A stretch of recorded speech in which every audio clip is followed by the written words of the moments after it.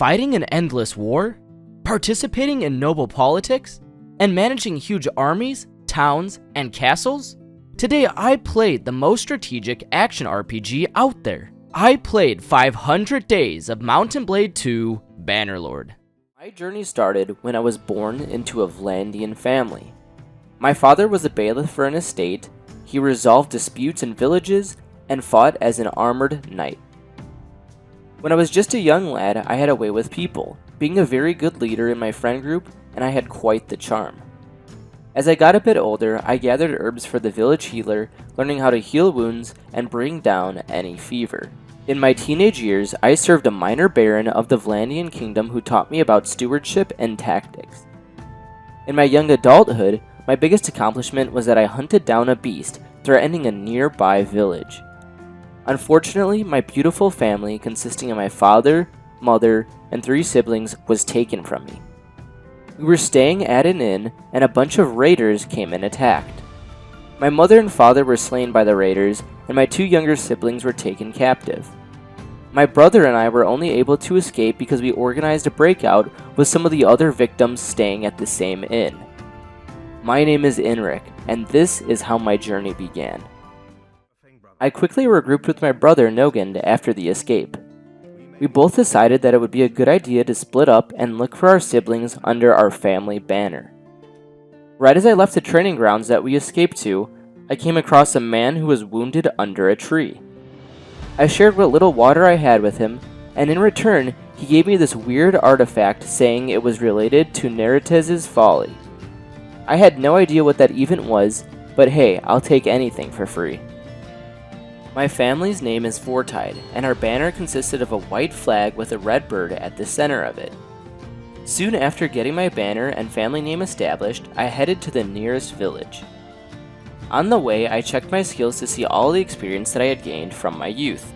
I even had an unspent skill point that I would later use. Right when I had arrived in the village, I decided to take some time and look around. It was a pretty large village, and there weren't too many people out and about. I interacted with some of the townspeople and then hired a recruit to accompany me on my journey. We headed away from the village, and I checked our main priorities that my brother and I came up with. These included establishing our family clan to get our siblings back, and to investigate Nakarada's folly. I then checked the Encyclopedia of the World, and I was able to find information on my family, and just the world of Caridea in general. As I was traveling to the first major city, I came across a group of 6 bandits that ambushed me and my 1 recruit. They told me that I would have to pay some dinars, which was the currency of the land, or they would kill me. I was not planning to pay these bandits in any way other than blood, so I rode my 1 recruit into battle. Thankfully, these bandits seemed very poor and just had farm tools and rocks. My spear and noble steed gave me quite an edge to fighting them. My recruit actually did a good job and ended up taking down one of the bandits. We then were able to hold him off for a little while longer, but unfortunately he got injured. It was just me and 4 bandits left. I just rode around in circles and kept hitting them with my spear as they threw rocks and tried to hit me back. Thankfully, the reach of my spear was enough to keep a decent distance while also doing damage to them. It wasn't long until I finished off the last bandit, and I had gained a little bit of renown from this battle for the Vortide clan name. I took one of the looters as a prisoner, and I was able to take the looter's dinars and equipment. I even equipped the arm wraps and boots that I scavenged from the looters. After the battle, my 1 recruit and I made our way to a Northern Empire city. The city was super nice, and it had huge walls surrounding it which felt very lively. People were scattered across it, and there was even a barber. I tried to approach the prison and the Lord's Hall, but unfortunately I didn't get let into either. I then checked out the arena and saw that there was a whole leaderboard to it. From the fight, I leveled up my polearm skill and got an increase in damage when I used them while mounted. I also threw some learning points into crossbows. Finally, I checked out the market and interacted with an Imperial general right outside of the city who I asked about Nakarada's folly. He told me that in 1077 there was a battle called Pendraic. In the battle, an emperor named Nerites led an army with the Khazates and Asari to fight a coalition of the Sturgian, Battanians, and Vlandians. I headed to the next city and actually came across the Emperor of the Western Empire. He was able to tell me what happened at Pendraic as he was there personally. After our little talk, I went to the village of Arpotis and recruited 2 more recruits. I was able to upgrade one of my recruits to an Imperial infantryman from the fight before. I engaged some bandits, but this time the fight was a lot more fair. It was a 4v4. Not even a single one of my men was injured from the battle. After a little more traveling, I made it to the homelands of the Vlandian people, so my culture. I sold off some loot from my previous fight, recruited 3 more warriors, and bumped into Baron in Gelithir. He told me about his part in the Battle of Pendraic. When I got the information that I needed, I headed to a huge city called Jacqueline. There was a tournament taking place there. The reward was a pretty expensive horse, so I made some bets that I would win the tourney, and began my first round. The structure of the first round was 4 teams of 2. One person got a polearms, and one person got a crossbow. I was given the polearms, and my partner had the crossbow. My partner and I took out the blue team's polearm trooper first. Then we started to focus on the blue team's crossbowmen. It appeared that the red and green team both only had 1 person left, so I knew that this round was going to be super easy to finish off. My teammate and I came out on top very quickly. I bet more money on myself to win the tournament, and then we started round 2. Round 2 was structured as ones, so a 1v1v1v1. I started off as the yellow team and was going against the blue team again. This time we exchanged a couple hits, and I had a sword and a shield, so it was a little back and forth before I finally took out the blue trooper.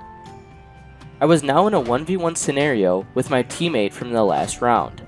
Their name was Lasand, and I'm pretty sure they were a noble. Noble or not, I destroyed them in the arena. Before we started the next round, I bet some more money on myself, and then a 2v2 commenced. It was structured kind of like the first round, just this time it was only a 2v2. I was given the polearms again, and my partner was given the crossbow. Once we finished the third round, I bet on myself again, and the final round had started. We were given horses, shields, spears, and a sword. The battle started off kinda roughly as my opponent was very aggressive and landed some decent hits on me. After I had won the tournament, I found out that my opponent, Sylvan, in the last round, was actually a Lord of Vlandia. I was pretty hyped that I defeated her. I received some renown, and my horse that I sold for a solid 7.7 thousand dinars. That was a big win for me. I then bought some horse armor with my winnings, and was able to bribe my way into the Lord's Keep to talk to Untouched. We discussed the Battle of Pendraic. After our conversation, I had realized that I unlocked some skill points. I ended up putting them into polearms and riding. It was my goal to visit every single city inside of the Vlandian lands. That was when 22 bandits ambushed my party of 7 out of nowhere. This was not going to be good. The bandits struck right when we were marching through a village. My men didn't hold for very long, and I was eventually taken out after taking quite a few bandits with me. This was very concerning, because I was now their prisoner. I had no idea what they were going to do with me. Luckily, after about a day, I was able to bribe one of my captors to let me go with some hidden money they didn't know I had. As soon as I was released, I headed back to the same village where the fight took place, and I recruited as many soldiers as I could. I didn't want a repeat of what just happening again. I then headed over to the city of Galland, bought some food, some light bolts for a crossbow, and then headed to another nearby village to buy more recruits. I came across a tournament at the city of Ox Hall. I joined it, of course. The prize this time was very strong boots. This tournament was structured a little bit differently, with the first 2 rounds only being a 1v1. I quickly won the first and second rounds. The third and fourth rounds were over even quicker because nobody even stood a chance. After the tournament, I bought a new shield with my winnings. I then recruited some more troops and headed to the city of Revolt. I killed some random bandits on the way there. From the loot, I grabbed a cloth head wrap. This gave me more defense than I had. I then joined a tournament in Revolt and easily won it. I ended up selling the prize sword for around 2,000 dinars. Once the tournament was over, I realized that I had unlocked more skill points. I dropped them into random skills and hoped they'd be useful. Since my party and I had experience of Landian homeland, I decided it was time to head into the lands of Botania. That was when I came across another lord who was at the Battle of Pendraic, and I got as much information as I could. I only had to talk to 6 more lords to figure out the mysteries of the battle and what went down. I then went to the lands of the Old Empire, which are now the Western Empire, to join a tournament in the city of Legata. This tournament was a bit different from the Vlandian ones, and a bit harder to be frank. The first round consisted of 4 teams of 4. We were all just dropped in the center of the arena, and an all-out brawl happened. After my 3 teammates had gotten eliminated, it was just me against 3 horsemen. I grabbed a random spear off the ground and mounted up a random horse, only to be dismounted. I then dismounted one of the enemy horsemen and had a one-on-one duel with him. The other 2 horsemen were fighting each other, and one of them had gotten eliminated. So it was now a 1v1, and this enemy had a mount, and I didn't.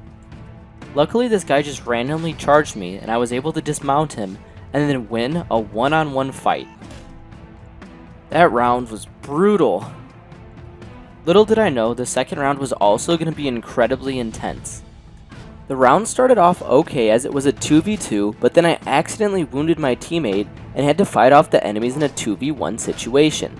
I was holding on for dear life as the 2 enemies were bombarding me with attacks. I finally got off one singular swing that knocked out one of the enemies and changed the tide of the round. The last 2 rounds were very simple 1v1s, and I ended up winning the camel prize. I ended up buying a simple light crossbow with the money that I got from selling the camel. Per usual, I leveled up during the tournament and got to select some perks. My tournament chasing career was finally taking off, as it seems like I won quite a few so far. I headed into the lands of the Northern Empire to explore and look for even more tournaments. The first city I ended up at had a tournament going on, which I of course won. I then checked the tourney leaderboard for all of Caridia, and I was placed 39th, which was awesome. I arrived at the next major city called Argeron. I did the tournament there, and I ended up winning these striped vambraces for my armor. This was super nice, as they had a great armor rating, a lot better than what I was currently wearing at least. A bunch of bandits attacked me on the way to the next city. A group of 23 and a group of 10 banded together to try and take me down. I scouted ahead and started to shoot the bandits with my crossbow, and I had my men pull back to get even more space. My crossbowmen got to work. Finally, when the bandits were split up, I told my troops to charge. The battle went really well despite being outnumbered. My troops were far superior, and I also had better tactics than the enemies. I got a lot of loot from the bandits, and I also recruited a new companion into my party from the next city's tavern. He was kind of just hanging out there, and had a lot of good traits, so I decided to bring him along and gear him up with some of the bandits' loot that we had just gotten. I then sold any remaining items. My party had just entered the Kasate lands. The first city we came across, Makeb, had a tournament going on in it. I must have been following the tournament master or something, because every single city I've gone to had an arena going on. Just starting off on the first round, this tournament seemed a lot different, as the primary weapons that we were given weren't ones that I was accustomed to. I got a bow, a sword, and sometimes javelins. It appeared that the rounds of these tournaments were taking a lot longer than what I was used to as well. I honestly thought they were kind of harder. Despite the tournament feeling harder, I ended up coming out on top. Of course, I sold the reward. After the tournament, I killed some rogue bandits on the way to the next city, and then I won the tournament in that city, getting a 17,000 dinar horse, which obviously I sold.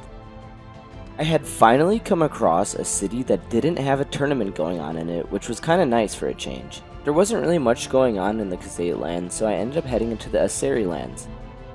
In a random castle I came across, there was a lord who was captured in the dungeon, and I couldn't talk to them to get information on the Battle of Pendraic. This was kind of annoying because it was definitely going to halt my progression in the campaign.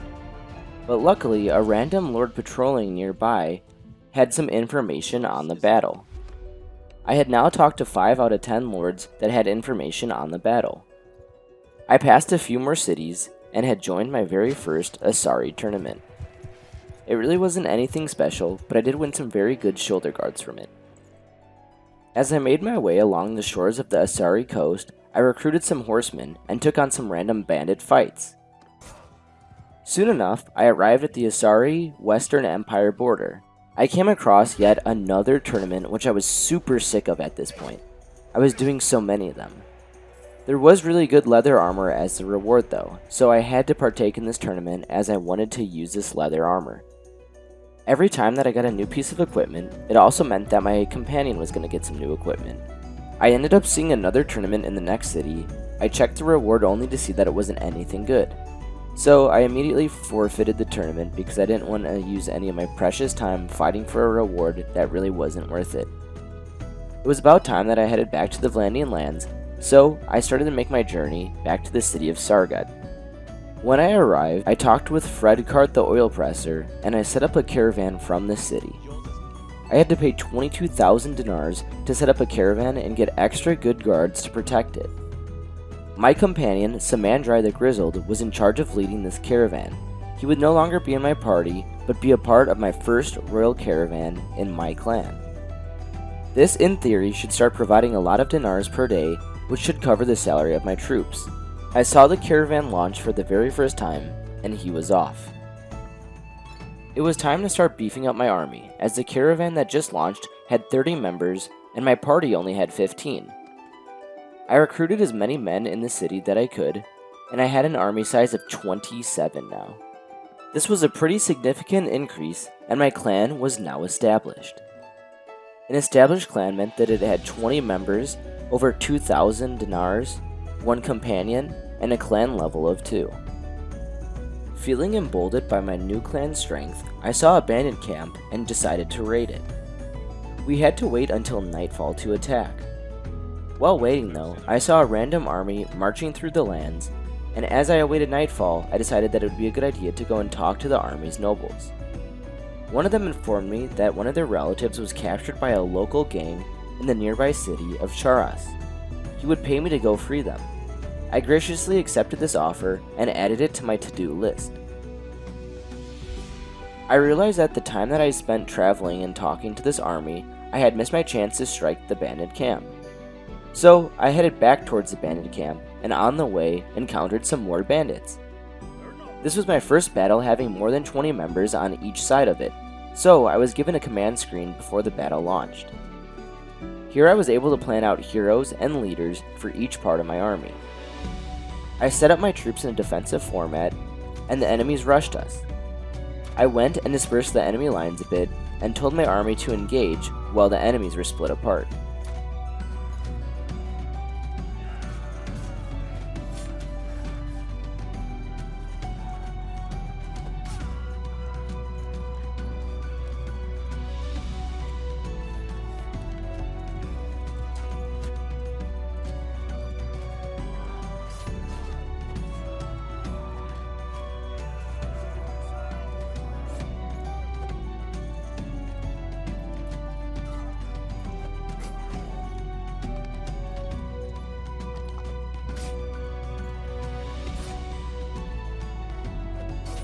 We won the battle with only 2 casualties. I finally was at the hideout during nighttime, and I started to attack it with some of my most loyal troops. All was going well, and I was taking out most of the enemies with my crossbow. That was until I told my troops to charge, and they left me with 4 or so enemies that I could barely just kill. The bandit leader came out, and I was in no condition to fight, so I had gotten injured and almost died, but thankfully some of my extra troops dragged me out of the bandit hideout just in time. My party headed back to Sargad to heal up and rest. While we were there, Radagos, the one bandit who was a part of the raid on the inn that killed my parents, approached me.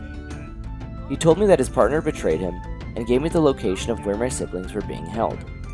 He vowed to help me get them back as long as I allowed him to kill his ex-partner in crime. I agreed to the deal and bought a better helmet for the bandit hideout raid as the last one didn't go very well. In the meantime, I upgraded some of my troops and headed to Charas to try and free the royal relative that was from that one quest. I was very injured from that last bandit camp, so I didn't want to really get into any combat. Once I talked to the gang leader, I ended up paying to release a noble relative instead of having to fight them. I also did the tournament in the city as I needed some extra dinars. When the tournament finished, I picked some perks for my skill tree and added some learning points to the crossbow, polearms, steward, and scouting skills. I then headed directly to the bandit hideout. Radagos and I planned our attack at nightfall, and we got to work. The camp wasn't very heavily fortified, and I was able to eliminate a lot of the bandit guards with my crossbow. When all the guards were clear, I made light work of Gelter, the bandit that killed my parents. Radagos then executed him and got his revenge.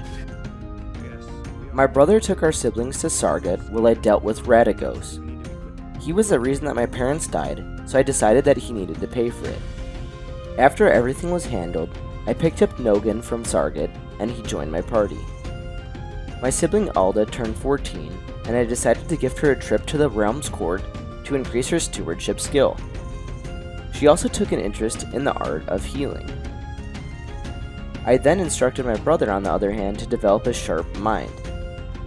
He then asked me which skill I think is most important. I said stewardship, which he decided to study. I decided to check out the skill tree for a couple of my troops just to see what they could become. I then equipped Nogan with a bunch of different equipment that I had gotten from killing bandits, as I wanted to make sure he was geared up in case he would ever lead a party for my clan. I also entered the tournament in Sargat, which I won, and I was able to sell the loot from the bandits and the reward from the tournament to make some money. From the Sargat market, I ended up buying some extra horses so that way I could carry a lot more loot in the future. I cleared a bunch of bandit hideouts on the way to Botania, and I met up with a random alderman of a village who sold me a bunch of grain and said that I could mark up and sell for at another city. I told my brother Nogan to go do this quest, and I provided some of my troops to him to get it done. As Nogan went to go sell the grain, I pursued finding nobles to continue my investigation on Nair Teresa's folly. I first came across a Botanian noble named Bethag, and she told me that I could talk to Keldog, the current High King of the Botanian people, who had happened to be at the Battle of Pendraic and would know all about it. I asked her where I could find the High King, and she directed me towards a nearby city. As I was heading there, I ran into a couple of nobles who had information on the Battle of Pendraic. I had to have gotten so lucky because there was a total of 3 nobles in this party that were at the battle. Once I got their perspectives on the battle, I checked and I only needed 2 more noble stories to get all the information that I needed. It also appeared that Nogan should complete the quest I sent him to do in 4 more days. I continued my search for Keldog, and he ended up not being at the city that he was apparently last seen at, but he was at one nearby. I just needed to talk to one more noble now who knew about the battle, but I had no idea where to start. It seemed like randomly roaming around has worked out pretty well so far, so I continued to do that in hopes to find the next noble. While I was roaming, Nogan had finished his quest, and he was set to return to my party with the troops and dinars that he made. Roaming around was not working. It honestly started to waste some of my days. So I ended up talking to a random noble I found on the map, and they told me that the only person that they would know who knows about that battle and I haven't talked to already is in the lands of the Khazaits. That just happens to be halfway across Calridia from me. This was very unfortunate that I had to return to the same lands where I was just at not too long ago. At least this time when I was traveling, I knew who I was looking for. A Khan named Manchug. This was incredibly lucky but convenient, but I ran into Manchug the second I entered the Khuzait lands. I did it. I finished talking to all the lords and ladies that I needed to. I was now directed to talk to 2 more people, unfortunately, but apparently they were professionals on the topic. I checked out my skills, and I saw that my scouting ability had leveled up, so I was able to invest a perk that would allow me to have plus 10% vision range on the campaign map. This was really useful. There was a tournament going on nearby, and I figured since I'm in the area, I might as well stop by and win it. As usual, I sold the loot right when I got it, and started to head back towards the Botanian lands, where I needed to continue my investigation on Neretez's folly, of course with tournaments on the way. It seemed like there were always tournaments going on in the Northern Empire. You would think that's not something to complain about, as it is a good source of money, but to be honest, they do get very repetitive. Right before I entered the Northern Empire city that had one of the wise people I was looking for, I paid for a few more troops. I arrived there and talked to this lady named Istiana. She said that I had one piece of the Dragon Banner, which was a banner wielded by Kelridios the Great, a man who came to the lands of Kelridia and basically founded civilization there. Apparently a legend says that any true son or daughter of his bringing the banner into battle will never lose. Istiana gave me the location of another piece of the Dragon Banner only if I swore to use it to recreate the Empire. I wasn't sure if this was my intention, but I told her it was just to get the location of the banner piece. She gave me the location of the banner piece, which happened to be at a bandit hideout. Before heading off there, I did the tournament in the city. The prize happened to be leather armor that I already had, but Nogan didn't have it, and it was a lot better than what he was wearing, so I equipped it on him. I headed out to the bandit hideout location. I arrived right at nighttime, so I was able to go and attack it right away. I also loaded in first person, and I had no idea that you could even play this game in first person, so I was spamming buttons to see how I could get out of it, but it is a really cool feature that I didn't even know existed. When I was collecting my loot from the hideout, I grabbed the banner piece. I decided to check my skill board, and I saw that I had 40 unassigned perk points. This didn't seem right. When I inspected closer, I saw that it was actually for Nogan. I had never assigned any of his perk points. This was going to take a while. I arrived at the next city where I needed to meet up with someone who knew a lot about the Dragon Banner. I saw that there was an arena, and I had to check what the prize was. It happened to be a full helm overlaced Koyef, which is an incredibly good helmet. I knew that I had to do this arena in order to get that helmet. On the third round, I almost lost. I was taking a bunch of hard hits from this enemy, and I wasn't blocking any of them. Finally, I was able to turn the tides, and I started to get off a couple of hits, and sooner or later, I was just constantly spamming him with hits until he went down. I ended up winning the tournament and got the helmet. I was super relieved because I thought I was maybe going to lose it, but it definitely is a very good helmet, and it actually looks very cool. Nogan was also quite happy because he got a new helmet as well. I talked to Arzagos, and he gave me the same rundown that the other lady did. The only difference is he didn't want me to rebuild the Empire with the Dragon Banner, but destroy it. Before I knew it, I was heading out to the next bandit hideout after convincing him that I would use the banner to destroy the Empire. Sure enough, after looting the bandit hideout, I found the third banner piece. I now had all three pieces and could assemble the Dragon Banner.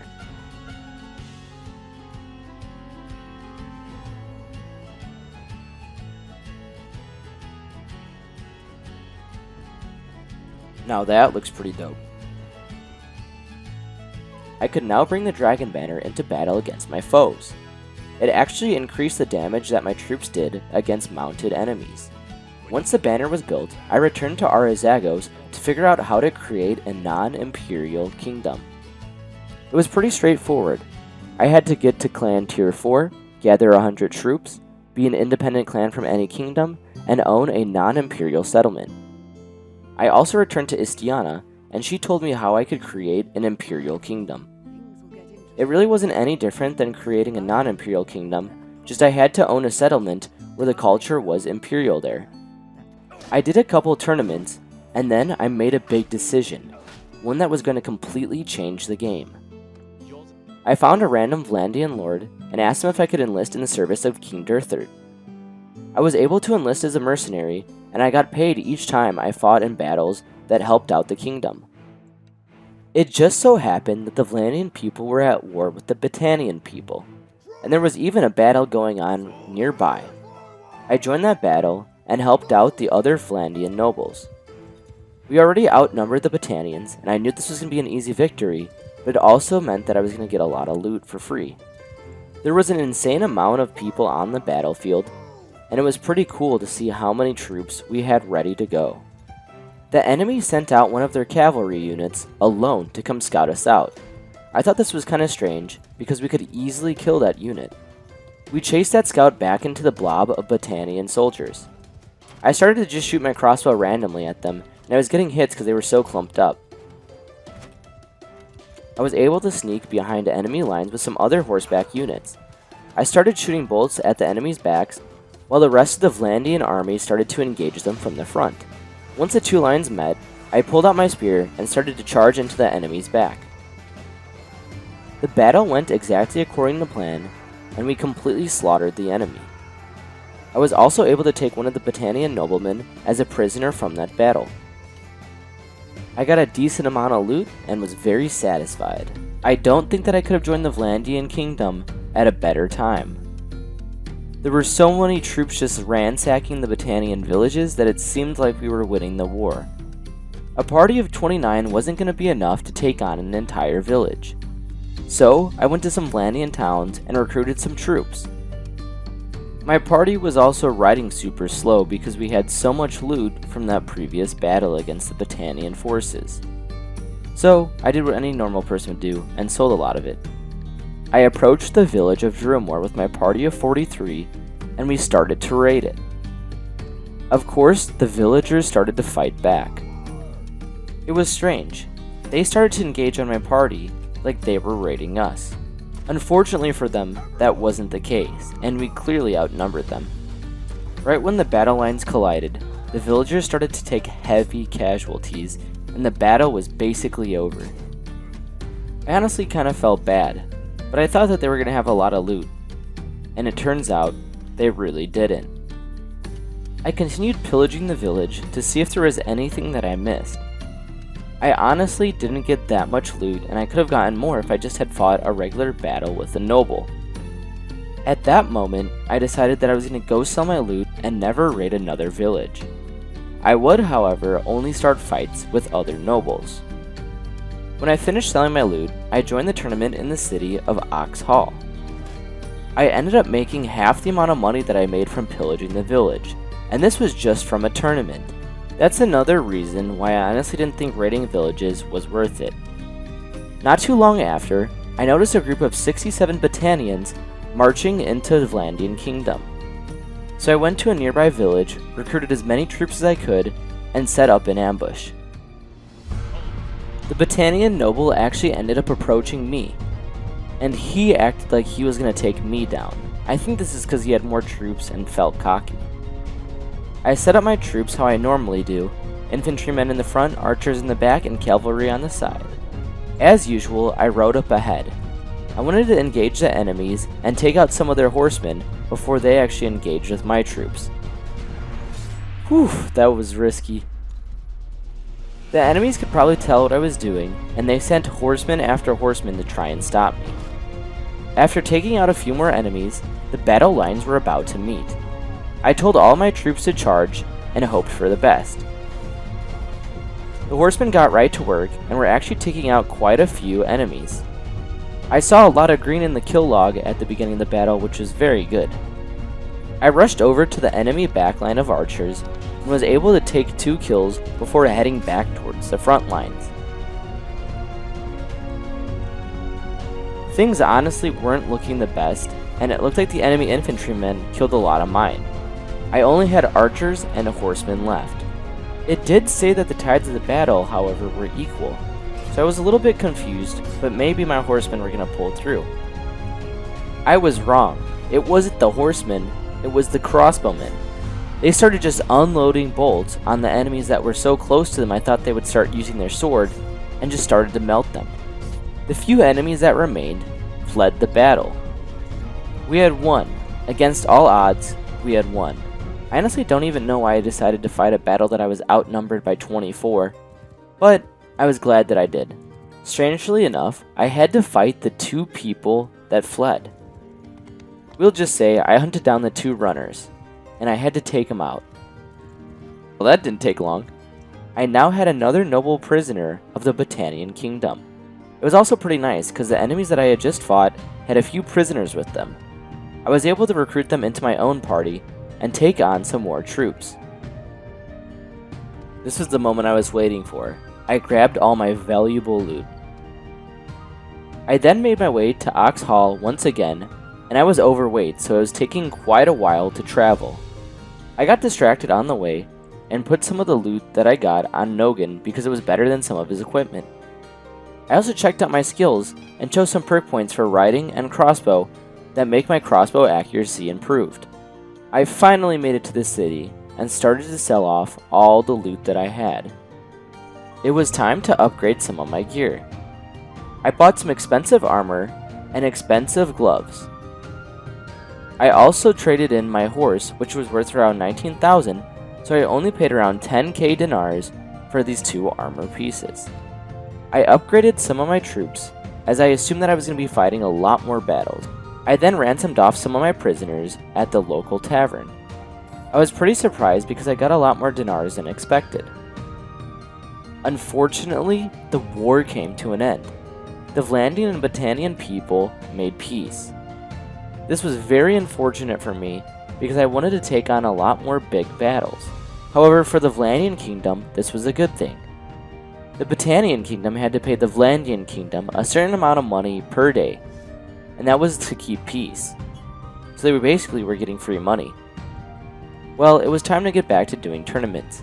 I needed a steady source of income, and tournaments was a good one. I checked the tournament leaderboards, and I was 5th in all of Calridia. My goal was to get to the very top. I traveled from city to city, and I only did the tournaments that had really good rewards, so that way I wasn't wasting time, and I was actually making a profit while also benefiting my armor. As usual, Nogan's gear benefited from this as well. At a random Imperial city, I bumped into someone named Cietra the Ill-Starred. She had a lot of really good traits and was looking to be a companion, so I took her into my party. The tournament went well. I honestly don't think that I lost a single tournament that I've entered and actually played out. My party traveled to a few more cities where I picked up another companion and then did another tournament. I then did even another tournament, but the reward of this one caught my eye. It was the same helmet that I was wearing. Nogan is gonna be happy. I also started to get gear for my other 2 companions, as they were gonna be in charge of leading caravans. Out of nowhere, a random courier arrived bringing a message from Gyarios, the Emperor of the Western Empire. He told me that he wanted me to pledge allegiance to him as a vassal because of my growing reputation. I was very honored, but I was just going to go ahead and ignore this courier. I was finally sitting on a decent amount of money, so I went to Ingalathur the oil presser, and I asked if I could buy their oil press. He very gratefully allowed me, and I had a new oil press. I also won the tournament that was going on in the city. That was it. That was the tournament that brought me to the top of the tourney leaderboards. I was now ranked number 1 in all of Calridia. I never really looked at the clan interface for hosting parties. So I checked it out, and it appears that you could assign different people in your party different roles. This was pretty cool. I also saw my workshop on the Others tab of my clan interface. I was able to change the production of what the workshop was producing. I did some more tournaments and sold some loot, so I was able to afford a caravan to the city of Ox Hall. Even though I was basically broke on dinars, I was however making a lot per day. I made 500 in a single day. Keep in mind, this is all passively too. I attacked a bandit hideout, assigned some perks, and bought a snazzy cape. That was when the Vlandian people declared war on the Aserai. This was amazing news. I immediately stumbled upon an enemy caravan, and I chased them down. And when I say I chased them down, I mean it. I chased them down for almost 3 days. It wasn't until they trapped themselves on a peninsula that I was able to attack. I plan on employing the same strategy that I always use and taking out some of the enemies before they make it to my front line. So, that is exactly what I did. I got to work taking out some of the enemy horsemen, and I looked cool while doing it. The new cape added a whole new aesthetic. Things were going as planned, and the enemy numbers started to decrease steadily. Half of the enemy troops decided to try and engage my troops. This didn't really make any sense, but we mowed them down. I was a little bit confused why they did this, but I told the rest of my troops to charge, and we basically had to take out a last stand. My party won the battle with minimum casualties, and we got a crap ton of loot. I made my way over to the nearest city, where I sold all of that loot for 6,655 dinars. This was definitely a dub. I noticed a big Vlandian army going into the Aserai lands, and I followed them to check it out. They were doing a castle siege. I joined in and started to help prepare the siege equipment. The siege equipment took a full 2 days to construct, and once it was finished, all of our 900 plus Vlandian troops began to storm the castle. I myself was on the front line. It was dangerous, but I knew it had to be done. I rushed right to the front of the castle and started taking out some of the enemy archers. The less arrows being shot into my army was a good thing.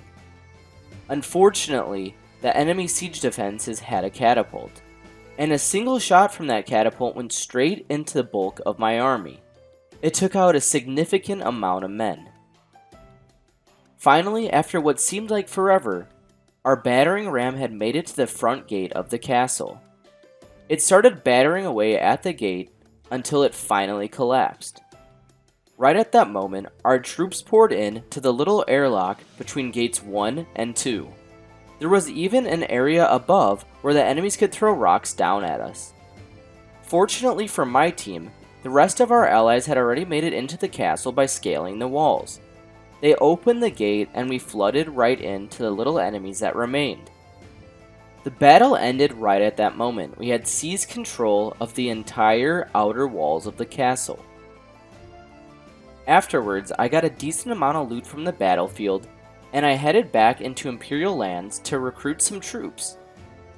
The newly claimed Vlandian villages were exhausted of people, so I didn't even try to head over there to recruit. I then made my way back over to the new Asari-Vlandian border, and I noticed another large army getting ready for a siege. I, of course, joined them. Just like in the first one, the siege preparations were taking quite a while. That was when a huge army of 576 Aserai soldiers pulled up. 344 more enemies came, and I knew that it was time to skedaddle. The castle troops plus the 2 armies would be way too much for the Vlandian army to take on. Surprisingly enough, it looked like the Vlandians were doing a great job sustaining. I went back because they needed me. When I assessed what the outcome of the battle would be, if my troops were to also join in, I noticed that things looked a lot more even. Even though I was only a paid mercenary of the Vlandian kingdom, I felt that it was my duty to at least try to help out. Arrows came raining in as I charged the enemy horse archers. The enemy infantrymen were so far pushed up that their whole backline was open. I was able to glide past them, taking out a whole bunch of archers on the way. I then made my way over to the front lines of the battle to assist my infantrymen. After quite a while, my army prevailed. We hunted down all of the enemies who tried to flee the battle, and their fate was set in stone. Everything wrapped up, and I was able to take an enemy general as prisoner. I had taken quite a few other prisoners as well. There was quite a lot of loot from this battle that I planned on selling. I noticed that the enemies had regained control of the previous castle that we had fought over. I had then returned over there because it looked like things were under control at the current one. Only 35 enemies? They don't even need my help. Easily enough, we gained full control of the castle. I then made my way over to Imperial lands to sell off some of my loot. That was when I realized I was on the tail of a caravan that I could raid. Of course, that's exactly what I ended up doing. Being the brave soul that I am, I immediately rushed into the enemy cavalry. I planned on taking out as many troops as I possibly could before sending in my own. This made the battle go a lot more smoothly. I was honestly surprised that that worked out. I immediately snatched all of the juicy loot that I possibly could and headed to the nearest city to sell it off. Obviously, I made sure to upgrade any pieces of armor or equipment for me and any companion that was better than what we had. All of the loot sold for around 23,000 dinars. This was epic. I then met a random brewer in the city. His name was Geminon. I then paid him a lot of dinars to set up a caravan, one that was safe, to make profit off of it. While heading back into the Aserai lands, I noticed another caravan running by. I had also finally paid attention to this tiny peninsula. Now this thing could be a good trapping point for future enemy caravans. I returned to the border, and sure enough, there was no shortage of action. I immediately helped out my allies against some enemies who were trying to siege a nearby castle. I then headed over to assist in sieging a castle. Yep, this is gonna be easy. Even though we outnumbered the enemies a significant amount, this castle siege needed to be taken seriously because a lot of my troops' lives were on the line. I ran the same strat as one of the castle sieges before and ran up to the castle walls, taking out some of the archers from close range. The battering ram got battering away and we were quickly into the airlock. I nearly lost my life when an enemy threw a giant boulder right next to me. Luckily, I was backing up in the nick of time. The gate was about ready to break, so I backed up a little bit and got my horse into a charging position.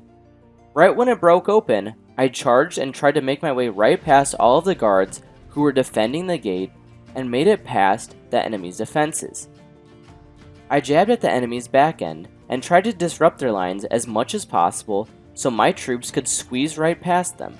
After applying constant pressure and enough ramming with my horse, I ended up breaking the line a little bit and my troops started to pour in. We chased down the remaining enemies and then surrounded the enemies on the castle walls. They had nowhere to run except into us. Another castle siege was in the books, and I had sold all of the loot that I got from it in the same castle that we had just captured.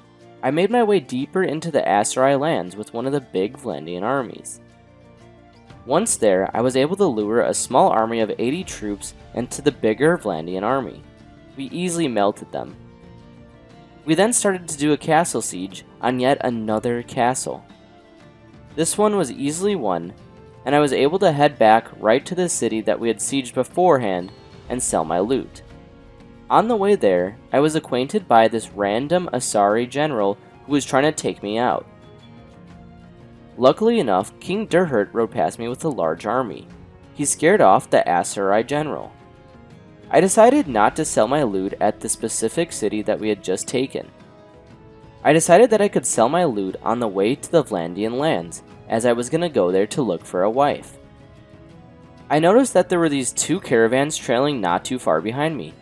I was able to trap both of them into the peninsula area I talked about earlier, and I caught the one with 39 troops. This was an easy battle, and I was about to get really good loot from it. I then started chasing the caravan with 50 troops, but they ended up being able to escape. Stupidly enough, they turned back and started to trail me again. I trapped them in the peninsula and ended up taking them on to get their loot. Even though we were only taking on a caravan, the enemies did outnumber us, so I had to take precautions. I went ahead and took out as many cavalry units as I could. I then told my troops to engage. Things went according to plan, and we got all of the goods that the caravan had. My party couldn't hold any more loot, and we were over encumbered. So, we had to head to the nearest city to sell off all of that caravan loot. I got around 14,000 dinars from it. Before I headed off on my journey, I assigned perks and learning points into my skills. The journey had no obstacles, and it was actually a very smooth one. When I returned to the homelands, I recruited some troops and headed to the nearby castle of Sargot. I talked to a noblewoman named Ellis in the Lord's Hall. I told her that I wished to be one of her admirers and tried to talk to her and see how things would work out between us. She seemed very flattered and agreed to meet up with me again in the future. I then did what any other logical person would do and headed to the next city to talk to another noblewoman named Sylvand. She too was very impressed with me, and I was quite impressed with her. I definitely felt the spark. Once again, I moved on to the next castle looking for another potential mate. Unfortunately, I didn't find anyone, so I moved on to the next one. I ended up finding another noblewoman named Adelindis who was looking to get married. So I talked to her and things were going well. That was until the end of the conversation. Things didn't really work out and we didn't have a lot in common. I had my eyes on Sylvan. She seemed the most compatible and also had a lot of really good skills that she could bring to the table. In the meantime, while I gave the lady some time to think, I told Nogan to start his own party. It was pretty cool seeing 2 parties on the map with the Vortide flag. This meant that our reputation and clan was growing. I gave Nogan some guidance and protection while he built up his army. I also limited the amount of money he could spend on wages every single day.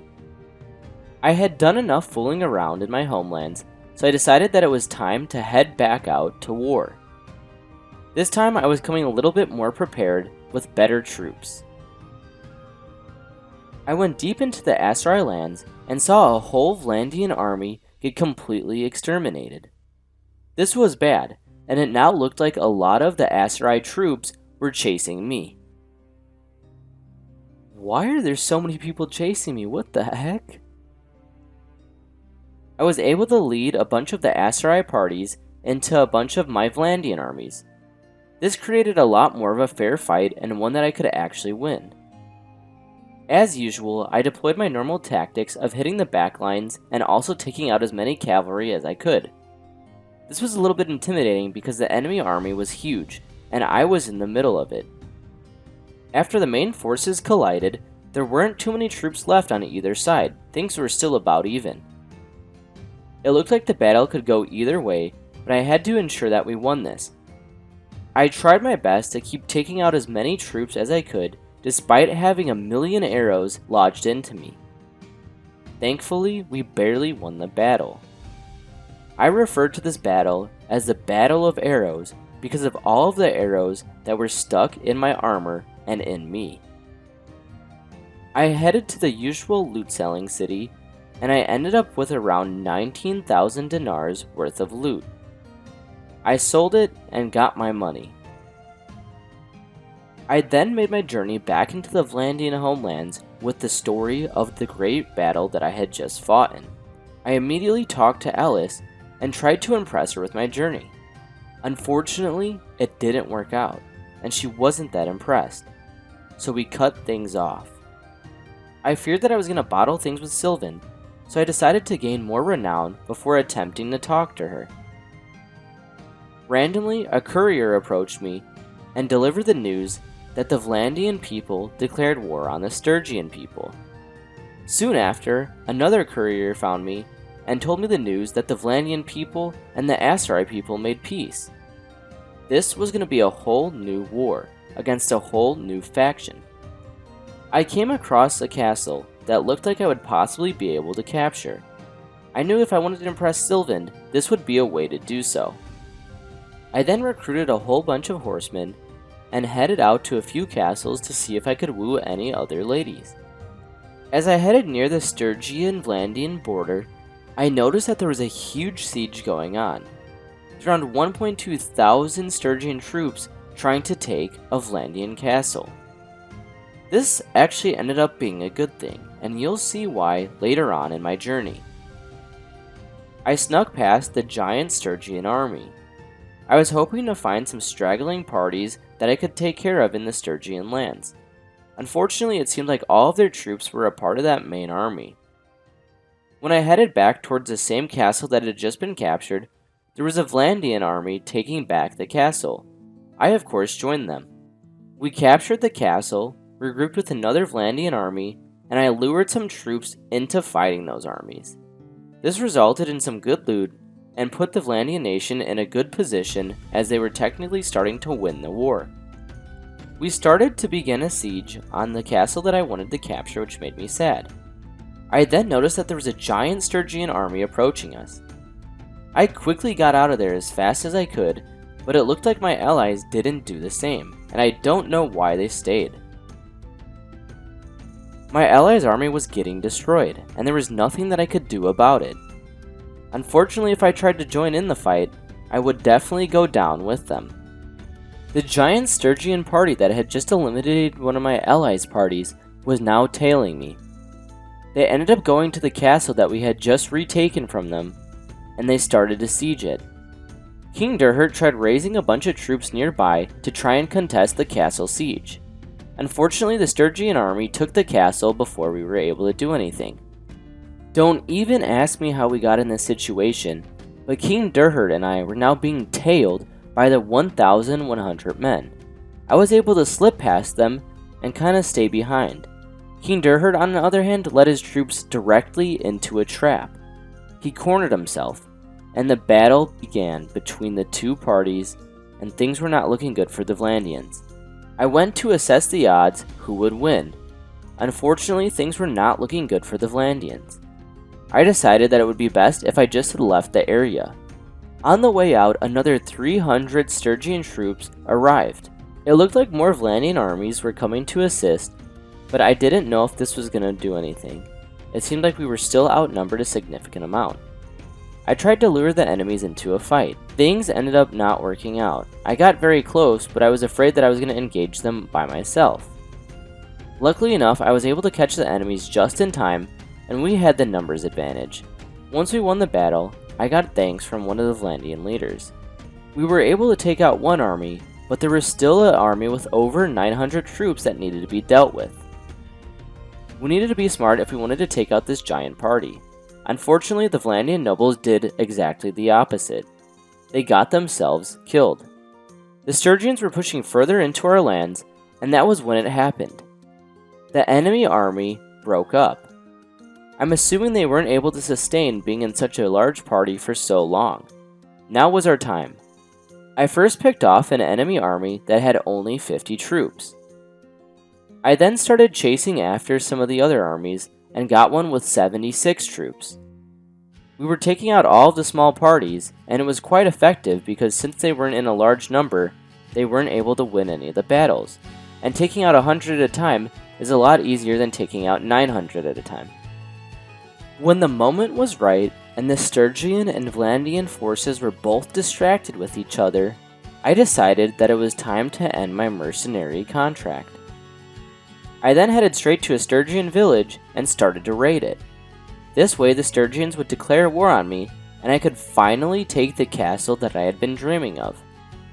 Right once we finished raiding the village, I headed over to the castle of Neviansk. I started my very first siege alone. I then upgraded all of my troops to make sure that we had the manpower to take on this castle. With the Sturgians being so distracted by the Vlandians, they didn't even bat an eye to my siege. The invasion began.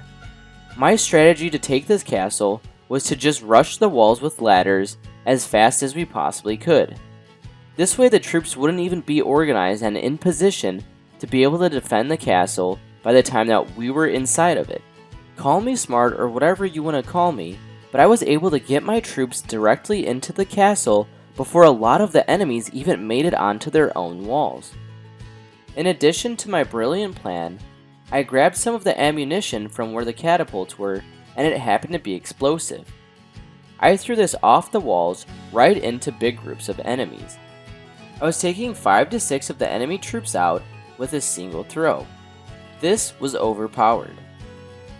Luckily I did this because it honestly changed the tides of the battle. After I had inflicted as much damage as I could with the bombs, I went, grabbed a sword, and headed to the inner walls. A small detachment of my troops and I made it to the front gate where we took out any remaining defenders. We then were able to open the gates and let the rest of my forces into the castle, sealing the fate of the battle.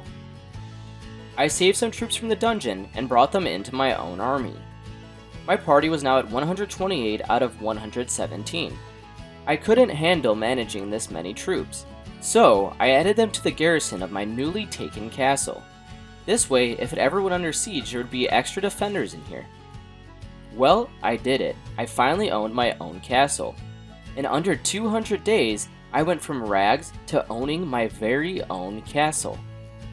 There was even a castle management screen where I could construct projects. For example, my trading fields were currently being upgraded to the next tier. I didn't have much time to celebrate because I was still at war. So I headed out and found a Stygian party with 62 members only. I talked to them and see what it would take for our nations to make peace. Well, I guess my clan and their nation. Unfortunately for this noblewoman, it was going to cost a lot, and there was no way I was paying that money when I was winning the war. With ease, we took care of the Stygian party. I then headed to a Battanian city and sold off all of my loot for 44,000 dinars. I then headed to another city to look for a companion to govern my castle. Even when I'm not there, I need someone running things and making sure that they're going smoothly. Once the whole castle scenario was taken care of, I headed back to another Stygian castle, but unfortunately a Vlandian army sieged it and took control of it. I picked off any stragglers nearby of the Stygian army after trying to see if they would be willing to negotiate for a cheaper peace. I started to have a whole bunch of extra loot in my party that was weighing us down. So, I headed to the castle and I deposited in the chest room all of the extra loot that I didn't need. This was a smart thing to do because I was now moving a lot quicker. A Stygian army with over 600 troops was marching towards my castle. I was getting a bit nervous because I knew that they were going to try and take it back. I upgraded all of my perks that I could, and then I sent my younger sister out as an envoy to develop her stewardship skills. One piece of advice that I gave her was to never let her guard down, which also increased her tactics. Out of nowhere, it seemed like the Stygian army had just decided not to attack my castle. I was pretty grateful, but I was also a bit confused, so I headed out to try and investigate. Before I knew it, they started chasing me back right to my castle, and it seemed like it was just a trap to lure me out. I made it back inside my castle, and I upgraded as many troops as I possibly could because this was going to be a hard siege. My troops got to work building anti-siege equipment, and the enemies built their siege camp.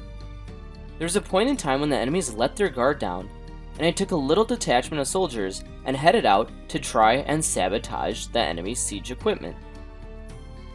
Things were going well. I took out a lot of the enemy troops in small detachments rather than having to deal with them as a large army.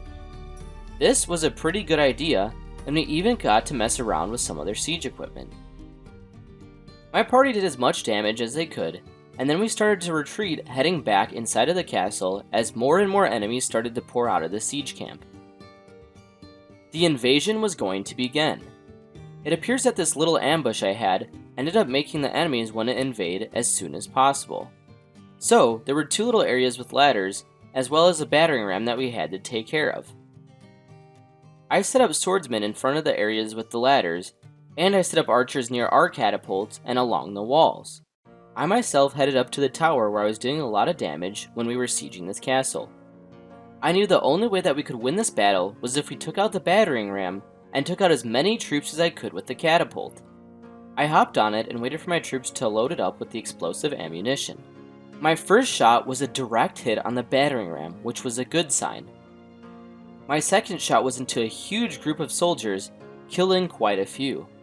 We destroyed the enemy battering ram by pelting it with a lot of explosive ammunition. The enemy troops then had no other choice but to go to the ladders. This was a good thing as I was able to throw explosive ammunition from the catapults down right onto them, taking out several enemies at a time. I took out my trusty crossbow and started picking off enemies climbing up the ladder. This way there'd be a lot less pressure on the guards defending the wall. Before we knew it, the enemies were retreating. They weren't going to win this battle, so it looked like they were going to try and regroup and then try again. Sure enough, they were constructing more siege equipment, which I was able to ambush, and I brought out quite a few troops to go ahead and take out any of the enemies that tried to stop us. This time the strategy was different. I had my infantrymen line up right next to the catapult and form a shield wall. I also had my cavalry just start running around and take out any stragglers. The idea of this was to have the enemies run right into our infantrymen, and then the cavalry would ambush from behind. This strategy worked exactly as planned, and it seemed like the enemies were very preoccupied with the infantrymen, and they didn't even really worry about the horsemen. We had taken out so many enemies that they had to retreat and launch their full-scale siege now. Otherwise they wouldn't have enough men if they kept sending them out to try and fight us. The second siege of Ambiance began. I set up our defensive positions the same way that the castle was defended the first time. The only difference was that I was going to be manning a ballista.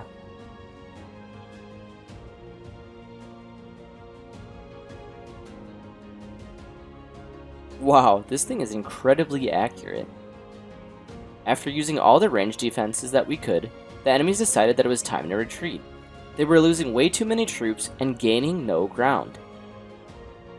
There was a decent amount of injured troops still left on the enemy side. So, I sallied out with all of my troops, and we met them in a battlefield to try and fight.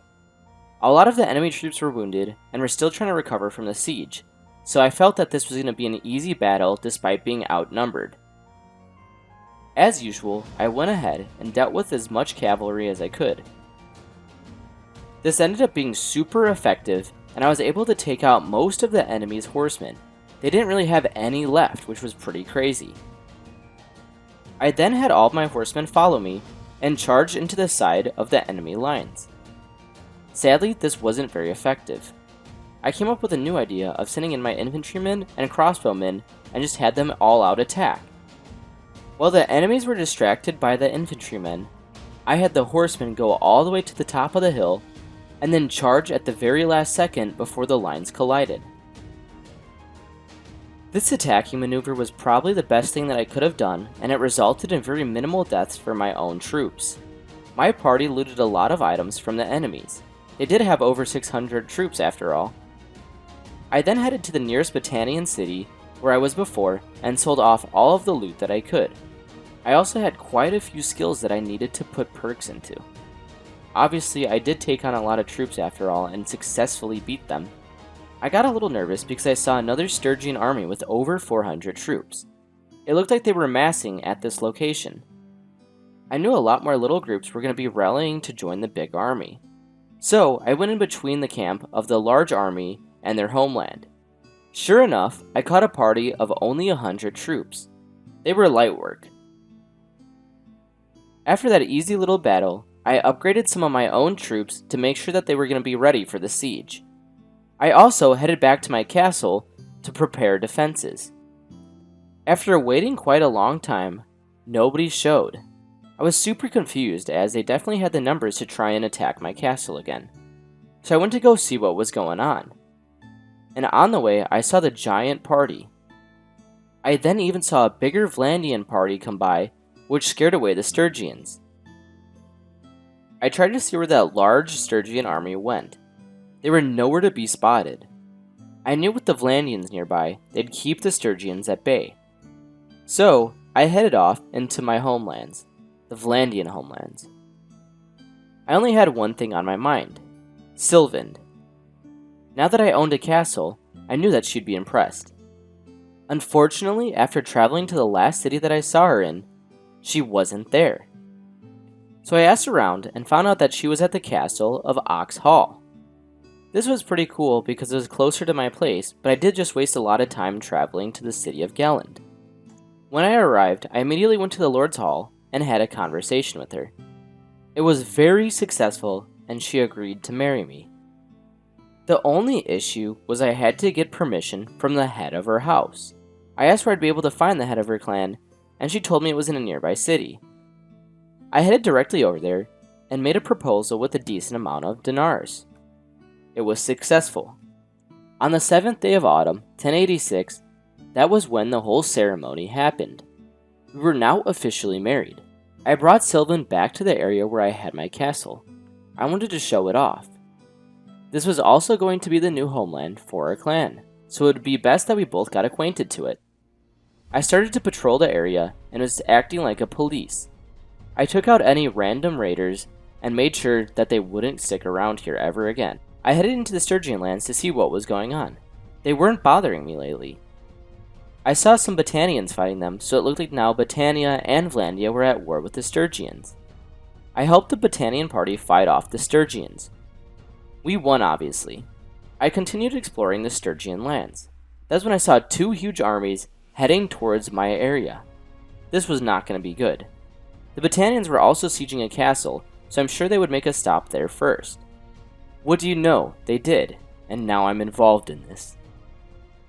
After barely escaping the huge Stygian armies that I almost got consumed by, I headed back home in need of a break. Managing my castle seemed relaxing compared to the constant war that we had been involved in.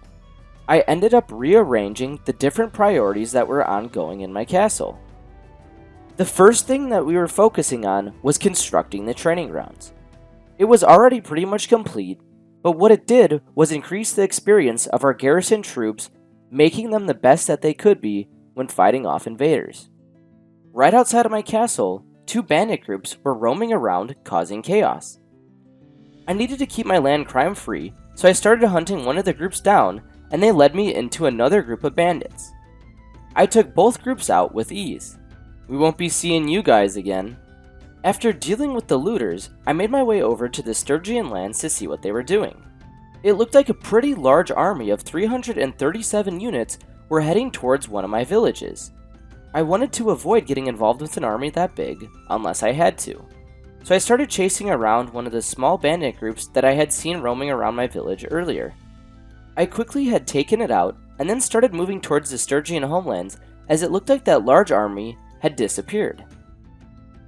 It seemed like there were quite a few small Stygian armies that weren't fully built up. So I started chasing them around as I wanted to conduct my own little offensive on the Stygians. I found it quite funny that as a kingdom who's been around for less than 50 days, we were taking on the Stygians, a kingdom that has been around for ages. I was able to corner and capture Fredcard of the Brotherhood. He made the mistake of not going over a bridge and rode right directly into the mountains that he couldn't cross. He was my first captive that I successfully hunted down and captured from the Stygian kingdom. I then was able to chase one of his family members, Korik, back into my lands. Things weren't looking good for the clan of the Brotherhood. Of course we engaged in battle, and I took yet another prisoner of the Stygian kingdom. I tried talking to our new prisoners to see if they would be willing to make peace between our realms. Unfortunately, they didn't have the authority to do that. I didn't actually plan on making peace with Stygia, but I wanted to see what they wanted if I did need to make peace with them. Luckily enough, I had another Stygian captive in my party. His name was Vilder. He claimed that the Stygian council demanded 71,000 dinars in order to make peace. Well, that really stinks for him. I decided to head back towards the Stygian lands to continue messing with them. That was when I came across some Battanians sieging one of the Stygian castles. It made sense to help out the enemy of my enemy, as we both were going to benefit from this battle. I also would get a bunch of free stuff from it, so might as well. It didn't make sense to get hands-on with this battle, as we outnumbered the enemies by a significant amount. So I just sent my troops in, and they got the job done. Well, that was easy. I was gaining so much experience from all of these bigger battles. So I started to level my skills, as I needed to become even more powerful to take on bigger armies. I was honestly becoming a little bit too cocky. I tried baiting one of the smaller Stygian parties to try and attack me. That was when all of them tried to prance on me at the last second. I had just barely made it into the Battanian castle. If I was a second later, I definitely would have died there and then. Once the Stygian armies were scared away by the Battanians, I was able to catch some stragglers. I had now taken a new captive named Chastamir, and I also took a bunch of his troops as prisoners, along with all of his loot. At this rate, we were going to have the whole Stygian Empire under captivity before we even knew it. After messing around with the Stygians, I then headed back to my homeland. Of course, I came across some more pesky bandits who were trying to mess with my villages. It appeared that they weren't the only ones. A rather large Stygian party was raiding Neviansk. So I swept in to help. I felt rather confident about this battle as I charged the enemy troops. My only concern was what was going to happen after this. Some of my scouts had reported that there was an army of over 700 Stygian troops marching towards my castle. So this battle was only a distraction. It now became my main priority to help out this village as quick as possible and retreat as many people as I could into my castle. That's exactly what my army had achieved. We all started to rush the enemies after I weakened their horsemen and some of their archers and took out all of the enemy units before they could have a chance to retreat. Run! Real quick, if you're enjoying the video, go ahead and subscribe for more content. My party was able to make it inside of the castle before the enemy troops had started to siege it. Things were still not looking good for us though. My citizens and troops scrambled to make as many siege defenses that they could before the battle was going to commence. Luckily enough, we constructed all 4 of the anti-siege equipment that we could. I then noticed a flaw in the enemy siege tactics. They had left their siege equipment undefended for a very short period of time. That's when I took a detachment of my horsemen, and we started to try and attack the siege equipment as well as take out any troops that were straggling. Things were going incredibly well, and we had taken out a significant amount of enemy troops. Unfortunately, not all of their siege devices were destroyed, but I told my troops to retreat as the enemies were fully regrouping. Right when my troops had made it back into the castle, the enemies decided that it was time to attack. I'm sure they didn't want a repeat of what just happened, and they knew if they kept just sitting there, it was bound to happen again. I strategically placed all of my archers and swordsmen, and the battle began. I had found myself on the right side of my castle. Unfortunately, I was blocked off by a lot of my troops, but I didn't want to move them out of formation, so I had to slowly try and get past them. That was when it happened. My horse had slipped off the wall, and we both had fallen to the ground. Fortunately, it wasn't a huge fall, but we both did take a lot of damage. I dismounted my horse when I got to the staircase to give him a break, and then started climbing the castle stairs. My goal was to make it up into one of the castle towers and start utilizing the bombs that I had utilized in previous sieges. Once I made my way into position, I handled a catapult. One of my friendly troops had loaded it with ammunition, and I shot that ammo directly in to the heart of the enemy troops. I took out over 22 enemies with that single shot. People still sing about that shot until this day. This catapult was honestly life-saving in the siege, as I kept pelting the enemies with a whole bunch of different ammunition. Once the enemy troops had started scaling the walls, I started throwing bombs off of them. This not only took out a decent amount of enemies, but it also took some pressure off of my troops who were defending the walls. After what seemed like an eternity, the enemies finally started to retreat. We were victorious. After winning the defense of Navan's castle, I started to upgrade some of my troops. There were still 245 enemies who were waiting outside of our castle, but they were all injured. It seemed like a good time to make peace, as the main Stygian army was pretty much defeated. There was no way that they were going to be able to come back from this, and I could now finally live peacefully with my wife in my new castle. I started to negotiate peace with Osvin of the Stygian kingdom. I told him that I would release all of the Stygian lords and ladies that I had captured, as well as pay them 50,000 dinars, just so they would go away. He had accepted the offer, and the war was now over. That's right, get out of here. Right when the Stygian troops had left, I had checked my villages and made my way over to the city of Karbanseth. It was currently run by the Battanians. Once there, I started to upgrade my companion's armor with all of the loot that I had gotten. I then started to sell everything from the battles that I had collected. It totaled up to 45,000 dinars. I sold my items and headed to the next Battanian city. I knew that I needed a new source of income, as I wasn't going to be fighting large battles and selling all of the loot from them anymore. At least not until I declared war again. So I had one of my companions start a new caravan and start trading.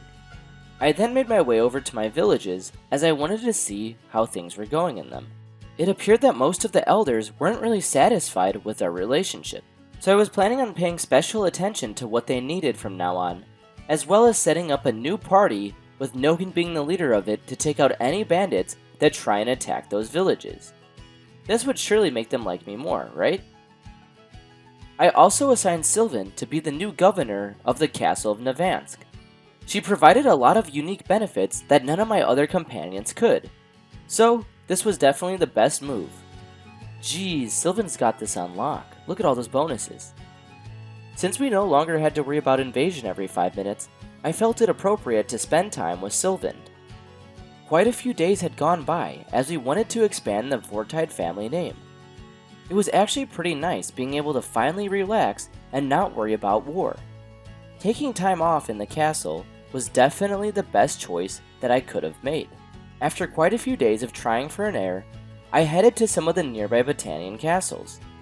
I planned on buying some more workshops as I needed to produce more income as my army was pretty large and we weren't able to pay for all of it right now. I ended up buying a brewery in one of the nearby Battanian cities. Right after that expensive purchase, I had also joined the tournament as I wanted to get some of that money back. So I put a whole bunch of money into the tournament and started fighting away. The first round actually didn't go as planned. I was getting destroyed by the enemies as I was being triple teamed. So I was doing my best to get as many hits off as I could. Things were not looking good, so I honestly had to start running from the 3 green enemies. My goal became to lure the green and yellow enemies together, so that way they would forget about me as I was only 1, and I didn't have a good chance at winning the tournament by myself. This ended up working out very well. The yellow enemies and green enemies were now colliding. I was able to take out 2 of the green enemies, and then there was only 1 green and 1 yellow enemy left, which ended up just being 1 green enemy. I easily took them out and ended up winning the round. The tournament continued as usual, and I won. I then bought another wood workshop and headed out to find more workshop opportunities as well as more tournaments. It felt pretty refreshing to start doing so many tournaments in a row because I used to do them all the time but had to stop because of war.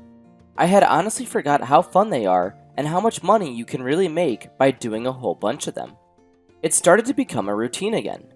I would head over to the next nearest city, check if there was a tournament going on, and if there was, I would participate in it. If there wasn't, I would just head over to even the next city and look for another tournament. My travels had brought me to the Western Empire lands. There weren't too many tournaments going on around here though, so I just scouted out the taverns for good companions. Why does it seem that all of the possible companions in the Western Empire are very cruel? Kinda weird. After quite a while of searching, I found someone named Thakir the Falcon. He had all good traits, so I brought him into my party. After bringing him in as a companion, I sent him out to run a caravan. I needed the money, and he seemed like he'd be a very good fit. That is why I brought him in as a companion after all. In preparations for my next tournament, I decided to check the leaderboard. I had noticed that Kelladog had the same amount of wins as I did. This was incredibly frustrating as I wanted to be on top. It was at this moment that my tournament career became a whole lot more serious. Alright, let's get to work. And just like that, I was first again on the leaderboard. Feels good to be on top. While I was traveling back to my castle, I had got information that it was Varric's birthday. I had sent him on a trip to the Realm's Court to improve his charm skill. He had also won a horse race while I was gone, improving his riding skill. Of course, on the journey back to my castle, I took out some bandits along the way. Right before I made it back into my castle, I noticed that an elderman in Dinnan, one of the villages that I own, needed help. He needed a whole bunch of tools to be transported to the village. So I went out to go find him some tools and brought them back to the village, further improving our relationship as it needed to be. After things wrapped up at the village, I headed back to my castle so I could spend some more time with Sylvan and hopefully try for a new heir. Time started to fly by. Night after night had gone on in the snap of a finger. I was also able to manage all of the different things that I couldn't while I was out adventuring. In other words, I was able to tell my companions what skills they should level up. After spending enough time at the castle, I headed out to continue my tournament journey. I wasn't even taking breaks in between tournaments. I was just going, doing them, and then doing the next one at the next city. I honestly didn't really care about the dinars anymore. I was after the reputation. So in other words, I wanted more renown. If I got enough renown, I could increase my clan level and be able to form my own kingdom. In addition to all of the tournaments, I started killing any bandit group that I came across. This also provided very good renown. The construction in my castle on upgraded training fields had finished, so I headed back and started construction on a new workshop. This would increase the construction rate that I could build things at. I then took out some more bandits, traveled back to Vlandia, and got a quest to escort a caravan. Of course I kept my word and actually escorted the caravan. This would get me money, renown, and I would also be able to take out some bandits on the way. After dealing with a party of 40 bandits, and successfully arriving at our first city, the caravan started to head to the second one. That's when we got ambushed by another 40 bandits. We made light work of them and arrived at the next city. This whole caravanning thing was taking quite a while, and I was getting a little bit impatient. But I had committed to this challenge, so I made sure that I stepped up to it and finished it. After taking out an absurd number of bandits, and visiting 3 more castles, I had finally finished the quest to escort the caravan. When the quest was complete, I got 8,000 dinars, and my relationship increased with the lady who gave me the quest. 8,000 dinars is quite a lot, so I started to look for someone else who was willing to give me a similar quest.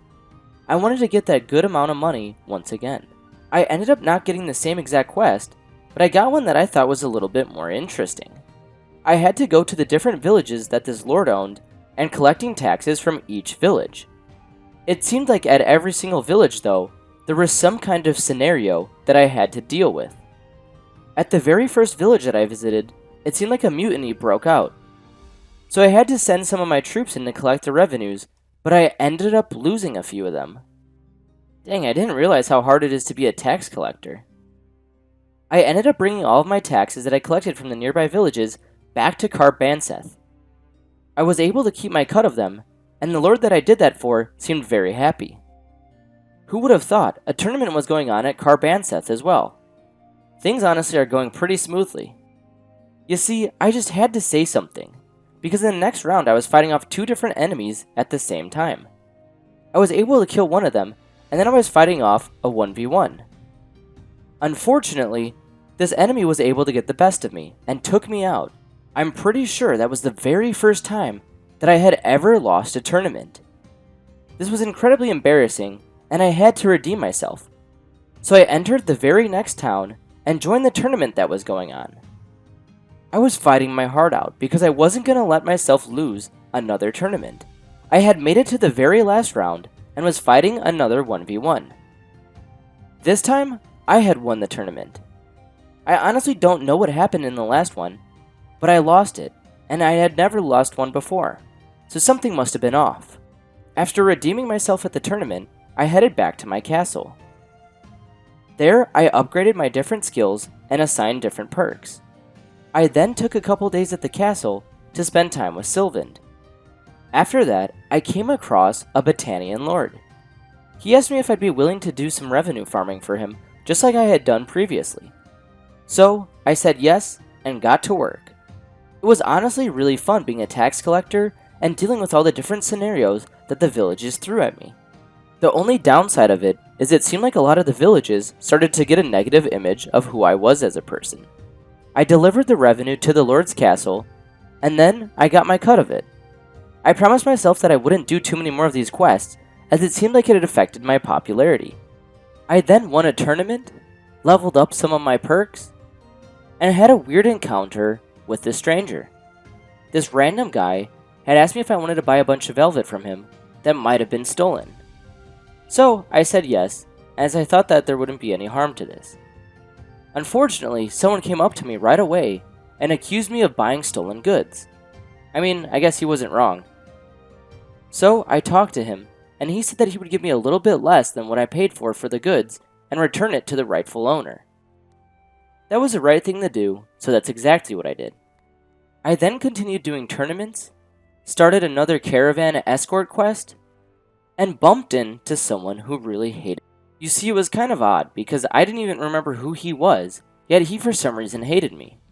So I just kind of let him be, and continued my escort mission. Once it was finished, I came across a bandit hideout. So, of course, I went and got prepared for nighttime, so I could set up an ambush on it. Night fell, and I had brought some of my best soldiers with me. It was pretty cool because we were all matching. You could tell that I was in charge because I had these really cool shoulder pads. All the other troops just looked very similar and had the same loadout of weapons. We began storming that enemy camp. The bandits were super unprepared for us and honestly had no idea we were coming. It was pretty cool to see my troops just rushing in and taking out all of the enemies who got in our way. We also looked pretty cool while doing it. We started to approach the bandit leader. We had killed all of his minions, so it was now time for him to come out. He wanted to fight a duel with me, and I accepted it. The only reason why I did that is because I wanted to take him down myself, and I didn't want any of my troops to steal my kill. It was pretty embarrassing for him, because I immediately had just blocked his attack, hit him with my shield, and then stabbed him with my spear, and he instantly went down. I felt pretty good helping all of the villages nearby, so I headed to another one and got a quest to take out even more looters. This time, I would have to hunt down 7 different parties. This seemed like quite a lot considering I didn't even see a single enemy party near this village. After looking around for over 3 days, I didn't come across a single bandit party. So much time was being wasted, so I got this good idea of sneaking into a forest area near a bandit hideout and scaring all of the enemy bandits towards the village. This way, when I took out that party, it would count as one of the parties that I needed to take out. This technique worked. I was able to scare 2 different bandit groups into the range and take them out. Unfortunately, I now had to do this 5 more times. This was such a waste of time. I just hope that the reward is good. After doing this for what seemed like 20 times, I was able to finally get to my last party that I needed to take out. We had done it. All of the bandit parties had been eliminated. Now it was only time to collect my reward. And of course, I got the small sum of 1,800 dinars. This was incredibly frustrating because I had just wasted so many days trying to kill all those bandits, when in reality I could have been doing so many other things, getting even more money. When I had arrived back in my lands, I started selecting perks for my companions as well as myself. I also had noticed that there was a siege going on nearby, so I decided to go check it out. It looked like the Western Empire and the Battanians were at war. This could be a good opportunity to sneak in and possibly even grab another castle. To not look too suspicious, I headed over to a Battanian town and did another tournament. I was honestly thinking that this could be a great time to sneak in and take the castle of Pendraic. While I was trying to plot things out, I had noticed a Western Empire army march by. It wasn't doing anything interesting, so I just started heading back to my castle. That's where I started to spend more time with Sylvand, and I started to plan out what I could possibly do to get another castle in my kingdom. It was nice to finally take a break and spend a few nights in the castle. All of this constant adventuring and war is definitely tiring. Nevertheless, we must go on. It wouldn't be possible to conquer all of Calridia while I sit in a castle with my feet up in the air. I honestly should have waited a few more days before heading out though. My wife Sylvan had fallen into labor and given birth to our very first son, Denoric. I was ecstatic. The Vortian bloodline now continued on, and we didn't have to worry about it ending. I was contemplating turning back my army of over 100 men just to go see Denoric. The only issue with that is I was already almost at the castle where the tournament I was supposed to fight in was being held. It only made sense to just go to the tournament and win some money from it, so that way I could bring home some new gifts for my newborn baby. So that is exactly what I did. I entered the tournament and started to fight my heart out. The first round was a 4v4v4, and my team was dominating. We did so well that by the end of the round, my whole team was still alive. The second round wasn't any slower. We had taken out all of the enemy teams within a matter of minutes. It wasn't until the third round that my teammate had been taken out. But don't worry, I was the best archer in the whole arena, so I had taken out both enemies without even trying. The final round had arrived quickly. I was immediately rushed by a highborn warrior who made the mistake of swinging first. I collected my highly coveted horse that I won as a prize. The only thing that was on my mind was to getting back to the castle to see Sylvand and the new baby. I wasn't able to stay long and immediately headed back out to go and kill bandits that were plaguing our lands. It was my personal duty to be able to provide all of the money that we needed to keep this clan up and running. It did seem like we had quite a lot saved up, but it really isn't that much when you think about it. The amount of dinars that we're going to be spending once we have a kingdom is going to be insane. So right now, every single one counts. I don't want to waste any time or waste any money. I stumbled upon a bandit camp. This was going to be a gold mine. All of the forest bandits in the area bring their loot to this one location. So if we could clear it out and then loot the bandit hideout, you know that we're going to be rolling in dinars. Our raid began as my Vortian sergeants had rushed the enemies to take out the first little campfire. The enemy stood no chance against my heavily equipped sergeants. These men were the most respected and feared in my clan. They had the most experience in war, and they were very calculating and precise when it came to battle. We had arrived at the bandit leader and his men. There was no way that I was going to fight this bandit leader in a one-on-one duel. I was already pretty injured from earlier, and I wasn't going to stoop as low as to fight a duel with a bandit leader. These guys had no honor and no respect. As my men had finished clearing up the rest of the bandit camp, we had made our way into some Western Empire lands. That was when I saw a very stacked caravan. This had given me the idea to return back to the little choke point between kingdoms where I took out a whole bunch of enemy caravans at the time. I saw one of my own caravans, and then I decided that I would take out the next caravan that comes through here. There ended up being 3. One of them was Vlandian though, and I didn't want to hurt my reputation with the Vlandian kingdom. I set my troops up in their usual fighting formations. I had then rushed in to attack the enemy horse archers. They were trying to do their own engage on my troops, but my archers were prepared, and I had also moved in to take them out. Nothing ever beats the feeling of riding into battle by yourself, taking out as many enemies as you possibly can. Once the enemy horse archers were weakened, I had sent in the rest of my troops to finish off the job. It didn't take them long to take out all of the enemies that were trying to defend this caravan. In a matter of fact, it had only taken them a couple minutes. Most of my troops were all veterans who had seen war before, so they knew what they were doing. We had then collected all of the loot that we had gotten from the caravan, and that was when Nogan had received a marriage offer to marry some lady named Nadia. We both didn't really know who this lady was, so after doing some extensive research, we found out that she was from the Western Empire. It seemed as it was in our best interest to accept this offer, so Nogan got married to her. I was very happy for my brother. I had found Sylvan, and now he had found Nadia. We both could also expand the Vortide family line even longer now. This also secured a pretty peaceful relationship between Nadia's family in the Western Empire and the Vortide clan.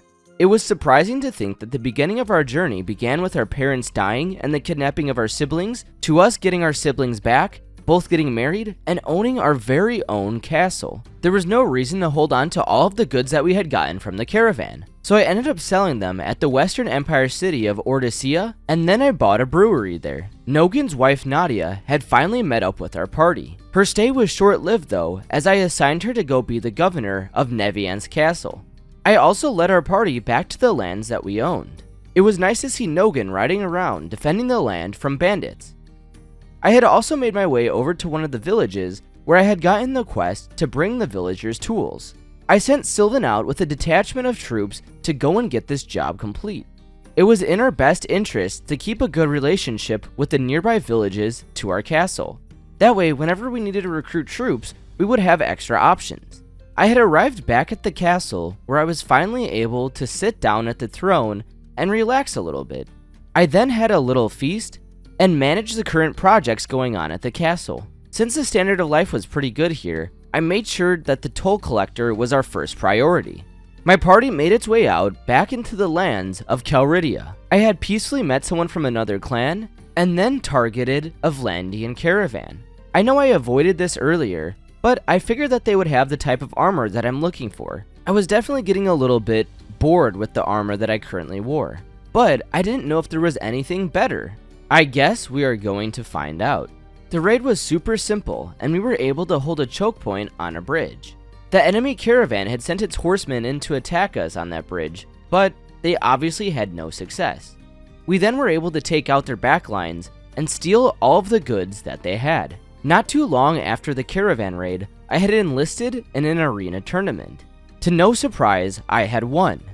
It honestly seemed like a good time to track down yet another caravan. I didn't want to target the same factions that I had already destroyed a caravan a part of, so I headed over across the world into the Khuzait lands. Well, that caravan stood zero chance. This might have seemed like a pointless trip, but I wanted to take out a caravan that wouldn't really affect my relationship with the kingdom that I really cared about. To also make the journey even more worth it, I was doing tournaments on the way back.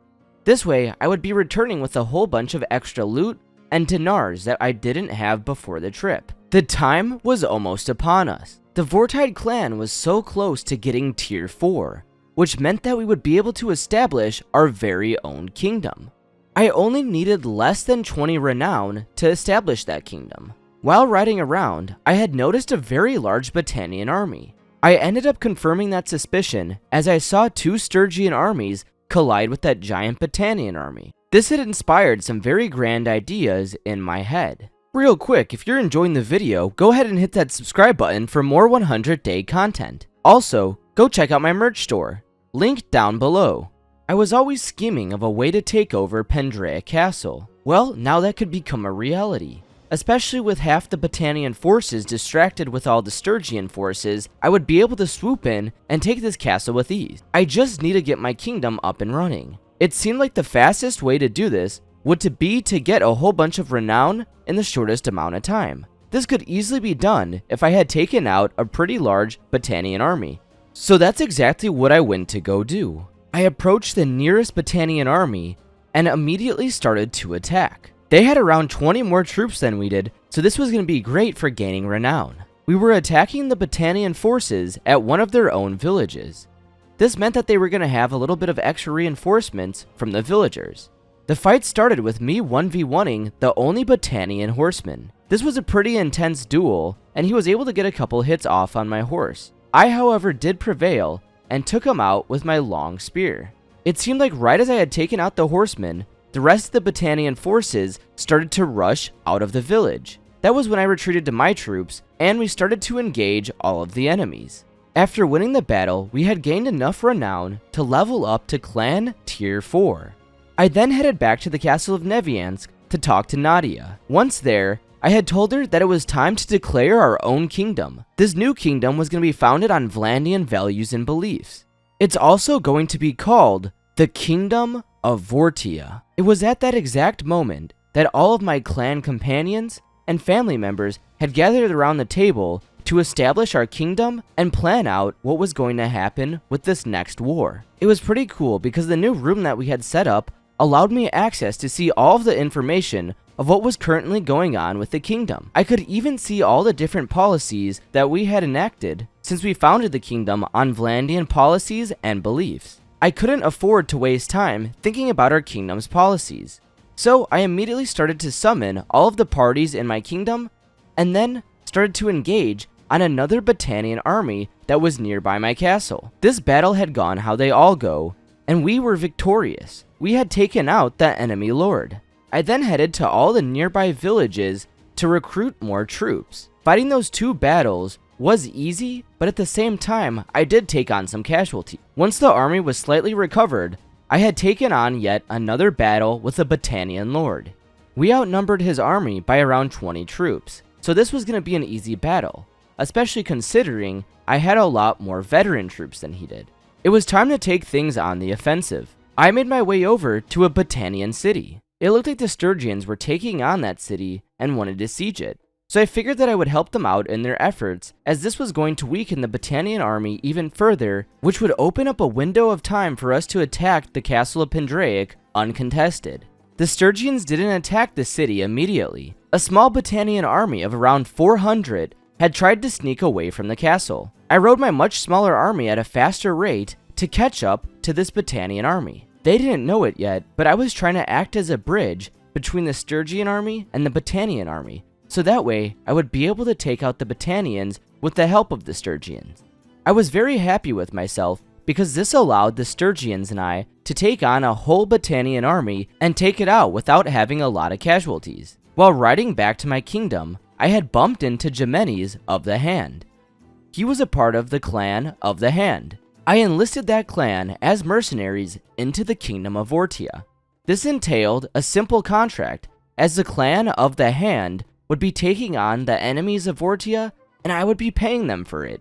Usually I like to take on these responsibilities myself, but having a bigger pool of troops to draw upon when we needed to invade a castle was the goal. I summoned one of the parties of my new mercenaries to join my army. I also then went to recruit some more troops from the nearby villages. It seemed like it would be a good idea to be over-prepared for my siege of Pendraic. I had noticed that one of my mercenaries was fighting an enemy Battanian party near the kingdom, so I moved in to assist, as I wanted this smaller army to join my bigger army. We were nearing around 300 troops now, and that seemed like it would be a good amount to take on the castle. The siege began, and we started to prepare the siege camp. It looked like things were pretty balanced. The enemies had more troops than we did, but we had more experienced troops. I really didn't expect this, but it looked like quite a few Battanian parties made their way over to try and interrupt my siege. I immediately stopped building the camp and then tried chasing off some of the enemy parties. Unfortunately, there were quite a lot of them, so I had to retreat back to my castle and wait for the enemies to disperse. The enemies had finally decided to leave me alone, but that was when I noticed a huge party of 700 Battanian troops marching on my castle. It seemed like they weren't super interested in what was going on here or trying to siege the castle at the moment, so I was able to head out and take out some of their smaller parties, as I didn't want them to assist their larger party. After taking out quite a few Battanian lords, I tried to lure the large army into sieging my castle. It seemed like they really weren't that interested. It honestly seemed like they weren't even interested in attacking my castle. I'm assuming that they just wanted to prevent me from going around and taking more of their lords as prisoners. If that was their intention, they were definitely doing a good job at it. I had to waste quite a few days just sitting at the castle. I then tried to move in and take out some of the smaller enemy parties. My attempt wasn't successful. The large Battanian army would immediately charge me anytime that I got close to the smaller ones. This made a lot of sense from a strategic standpoint. I was pretty impressed that the Battanians came up with this strategy. It surely was working though. That was at least until I started to put all of the enemy lords into my prison. For some reason, this made the enemies snap, or it maybe just gave them a valid reason to try and attack my castle. The huge army of almost 800 Battanian troops finally came and laid siege. I was pretty excited about this because I had a lot more veteran troops than they did, but they had twice the amount. I also happened to be very competent with my strategies. Talking about strategies, another large Battanian army of around 700 had joined the siege. We were now outnumbered by roughly 1,000 troops. Things weren't looking good. I really needed to employ my best possible strategies in order to come out of this alive. As usual, I had put all my infantrymen right where the enemies would be scaling the walls on ladders. I had them set up an impenetrable shield wall. That way, the enemies wouldn't even be able to step foot on my castle walls. This would also prevent them from being able to gain any ground.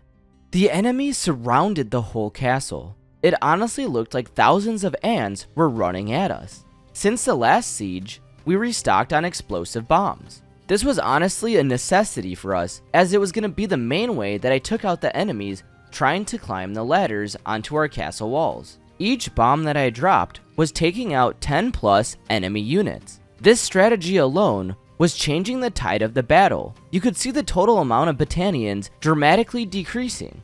After doing as much as I could with the bombs, I had to personally get involved with the defense on the right side of our castle. Unfortunately, the enemies were making it up onto our walls. So I had to pick up one of the axes that were laying on the ground and start hacking away at all of the enemies coming up the ladder, as well as the ones who already made it up here. I was attacking from behind the enemies that made it up on the castle wall. This was a very strategic point to attack from, but it also was a little bit hard because I was stuck in a tunnel and had to pretty much make things work. After quite a while of hacking away, we gained control of the situation. The enemies were still making it up onto the castle wall, but the second that they would drop on it, they would end up dying. I had more troops rush over to this ladder that all the enemies were getting up from and start to defend it better than they were before. Unfortunately, there were just so many enemies that they were able to break our line once again. I also didn't have too many troops remaining to help out on this right side of the castle. As I was doing my part in this siege, I ended up falling off the castle walls. I got completely injured and passed out. This was very bad as I wasn't able to lead my troops for the rest of the siege. Thankfully enough, they pulled through and completely defended the castle from all of the attacking battalions. The battalions might have had a chance if they really stuck with what they were doing, but they decided to retreat once there was quite a lot of them taken out. That was insane. We had taken out over 1,000 battalions in that fight, while only losing around 200 to 300 men. I was knocked out for quite some time after that battle. Nogan had led until I was 100% healed. He had finished off all of the remaining enemies that were at our castle and actually laid siege to the castle of Pendraic. Conveniently enough, the siege was going to start right when I was fully healed. I immediately made my way over to where our siege camp was and led the assault. Nogan had informed me that we didn't have any siege equipment to take on this castle, so I did the only thing that I could. I had all of my troops just immediately rush up to the castle ladders. I was given information that an enemy catapult happened to be in the farthest left tower, so I made sure that all of my troops were only going up the ladders on the left side, as this catapult wouldn't be able to target them. Despite only having around 10 days to recover from my last injuries, I immediately made my way over to the castle walls. I raised the very first ladder as I wanted to make sure that my troops were able to get up onto those walls as soon as they possibly could. The enemy catapult was able to shoot some ammunition over at my troops, but it only took out 3 of them. I was super happy that only 3 of them were killed by this catapult. This proved that my strategy of only attacking the left side of the castle was effective. Sure, it would be a little bit slower than if we had troops on both sides, but the catapult wouldn't be able to take out 10 plus troops every single time that it shot. To me, this was definitely worth the trade-offs. It's also possibly the reason why we might win. I had a lot of faith in this castle siege, as we outnumbered the enemies by around 200 troops. So it did seem likely that we were going to be successful, but you never know what could happen. Since I didn't climb up the ladders myself, I was pretty much sitting down below, pelting the enemies with bolts from my crossbow. Sooner or later, I did run out of bolts, and I couldn't find any on the battlefield. So I had to pick up a bow and collect the arrows that were down, scattered around. One of the ladders ended up falling during the siege, so I had to get it back up with some of my troops. Once it was back up leading to the castle walls, we started to make a lot of advancements. I even snuck over to the right side of the castle, got up a ladder that nobody even realized I was climbing, and I made it behind enemy lines without them even realizing it. Right as I stepped foot onto the castle walls, 2 enemies immediately started to attack me. There were also some archers shooting arrows at me. This was probably one of the most stressful things in the world because my life flashed before my eyes. I just barely was able to take out the one enemy that was fighting me. It seemed like all of the other enemies decided that it wasn't worth it to take me on and went to go and reinforce the right side of the walls. This honestly kind of saved me because I didn't know if I was going to be able to take on 4 enemies all at the same time. The siege was pretty much over at this point as well. My troops had made it successfully onto the walls and were taking out all of the enemies that were left in the towers. The very last defender even tried hiding away. He ended up dropping in between the gates of the castle where none of my men were at. Well, that plan backfired. All of my troops were ecstatic, and I was even more. We had just conquered our second castle. The kingdom expands. I wanted to start things off right with the new population of the Pendraic castle. I showed them mercy instead of pillaging or devastating the village. If I was going to be a good ruler, I was definitely going to have to treat my citizens right. This decision might cost us some prosperity bonuses, but it'll be worth it in the long shot. I wanted to make sure that we had strict rules and policies in the castle, as I didn't want people to revolt. So I appointed Sylvand as the governor of the castle. I had then disbanded the army that Nogan prepared for this invasion. We had secured the castle of Pendraic, and I was pretty satisfied with this gain. My plan now was to peacefully negotiate with the Battanians a surrender. I would say that we were easily winning the war. The Battanians did, however, have more troops, but they were taking on more casualties, had less prisoners of ours, and also lost a castle. Before we can try and negotiate for that peaceful resolve, it looked like the Battanians wanted to put up one last fight. They outnumbered our army 350 to 300. I wasn't concerned though, as we did have more veteran troops, and also taking out Battanians really wasn't that hard. It seemed like overall, they had a lot less equipped troops than we did. Of course, I had marched forward and took out as many enemy horsemen that I could. Once the time was right, I had moved my infantrymen up while covering them with my archers and crossbowmen. It's time to charge! I had strategically set my first line in to engage with the enemy's first line. I then had my horsemen get in position, ready to flank, as the enemies didn't even realize they were so close to them. When the moment was right, I sent my horsemen in, and we started to completely devastate the enemies. It seemed like this was probably the best strategy to take in this course of action because there were a whole bunch of enemy infantrymen and not a lot of archers. So this strategy worked out perfectly. It really wasn't long until the enemies conceded defeat. I was able to take on some prisoners, and then I had to formally appoint myself as the ruler of Pendraic Castle. This honestly seemed like a funny thing to do, but I wanted to set the precedent for all future rulers to make sure they make their decisions fair and square. It was also time to make peace with Battania. We were absolutely smoking them. Right when I had proposed a peace offer, they replied saying they would pay 870 dinars every single day as a tribute to make peace. Now that's what I'm talking about. It was now time to celebrate in the Kingdom of Vortia. We had just completely won a war and gotten a new castle out of it. My troops were also spreading across the land. The only thing is, I was paying mercenaries now a whole bunch of money when they didn't need to be paid. There was no war going on anymore. So I decided to relieve one clan of their mercenary duties. Unfortunately, it didn't seem like they took the contract ending very well. Obviously, we're not at war anymore, so there's no need to be paying mercenaries to do a whole bunch of work that they're not doing. Well, honestly, that's their loss. If they don't want to work with me in the future, then that's going to be their problem. I pay good dinars. The war was finally over, so I could now take a look at all of the different policies that I could propose for the kingdom. There were quite a few, 32 to be exact. The first policy that I brought on was Sacred Majesty. This allowed the ruling party of the kingdom to gain 3 influence per day, but it took away 0.5 influence from non-ruling parties. This was a good way while creating a kingdom to make sure that my family stays in power. This might seem a little bit dishonest, but we literally created the kingdom, so all of the Vortide family has a birthright to rule. I had then also appointed the Royal Privilege Policy. This allowed the ruler of the kingdom to override popular decisions at a reduced rate of influence. This seemed like a very good policy to have, because what if somebody tried to overthrow the Vortide family? If a coup was staged and everybody tried to get us out, then this would be a great way of being able to hold on to our power and suppress any rebellions. It was super nice to get an overview of my brand new kingdom. We had now expanded to 2 very strategically placed castles. In the scenario that we had to defend one of the castles, we could draw upon troops from both to deal with the siege. I stored all of the loot that I had gotten from taking out so many Battanians inside of my castle of Ambiance. So I went to go retrieve most of it and brought it to one of the nearest cities, where I had sold it for over 30,000 dinars. I had then made my way into the Vlandian lands, as I wanted to buy some new armor that was better than what I was currently wearing.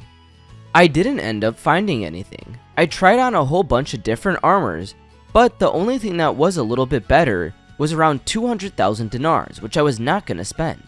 After getting fed up looking for some armor at a couple of cities, I set up a caravan from Praveen.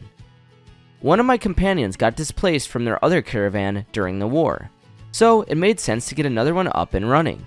I continued my search for slightly better armor or equipment in Sunguard. I ended up coming across a shield that was lighter and more durable than the one that I currently had. I bought that shield for around 10,000 dinars. I ended up riding by a Stygian castle. It looked like the Vlandians were trying to siege it. This was pretty crazy because that meant that I could possibly utilize even yet another war. When I was back at my kingdom, I appointed my sister Alda as the new governor of Pendraic Castle. This was ideal because then she could level up her skills to become a better leader. I was then back and forth between my castles because I wanted to make sure that everyone was working on the correct upgrades and they were getting the resources that they needed to be extra productive. Since we were no longer at war and the kingdom was doing pretty good, I decided that it was time for me to head back out. I wanted to spot new opportunities that could possibly expand the kingdom, as well as meet any new companions that could potentially help. While I was traveling, my brother Varric had reached young adulthood.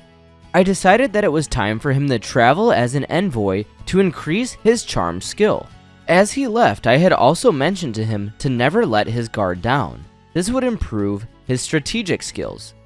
It was awesome to see the Vortide family growing up and expanding. Sooner or later, I hope that it gets big enough for us to rule all of Calridia. Until then, we're gonna have to keep expanding and growing as a kingdom. My adventuring had brought me into the lands of the Asurai. I really hope nothing too exciting is going on back at home. I guess I won't know until I return. Until then, I was distracted by a tournament that was going on in the nearby town of Sinala. Before I entered it though, I checked the tavern, where I found a man named Gavin Bloodaxe. We talked, and he told me that he was a part of the old Emperor's Guard. His comrades and him were blamed for the death of the Emperor, and the people turned against him.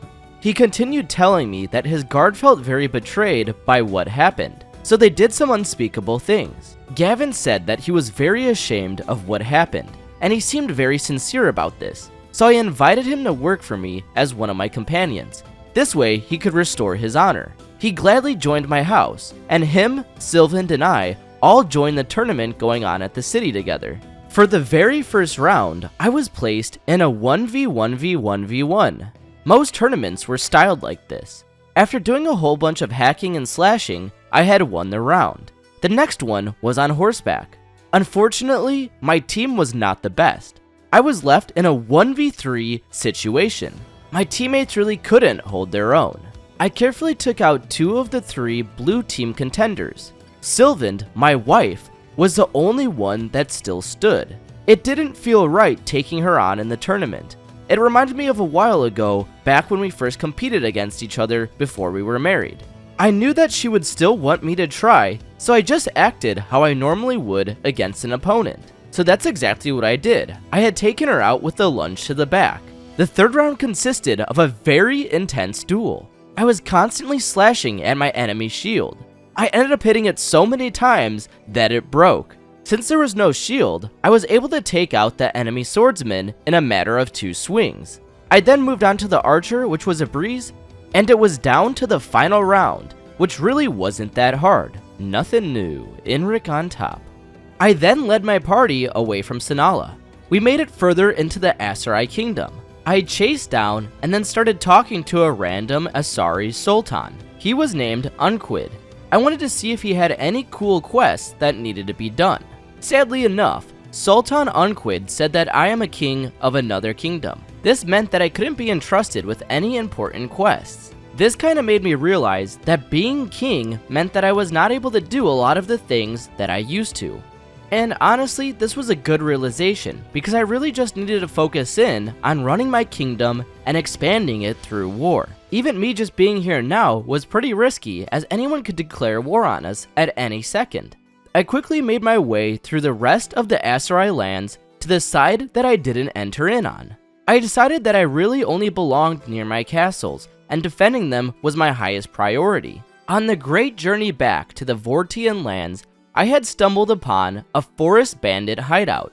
Of course I wasn't gonna let it just sit there, so I grabbed some of my most entrusted men and we started to raid the camp. My troops had moved in to attack the enemies while I pelted them with crossbow bolts. This honestly just felt like crossbow practice, and my guards were there to finish off anything that I didn't hit.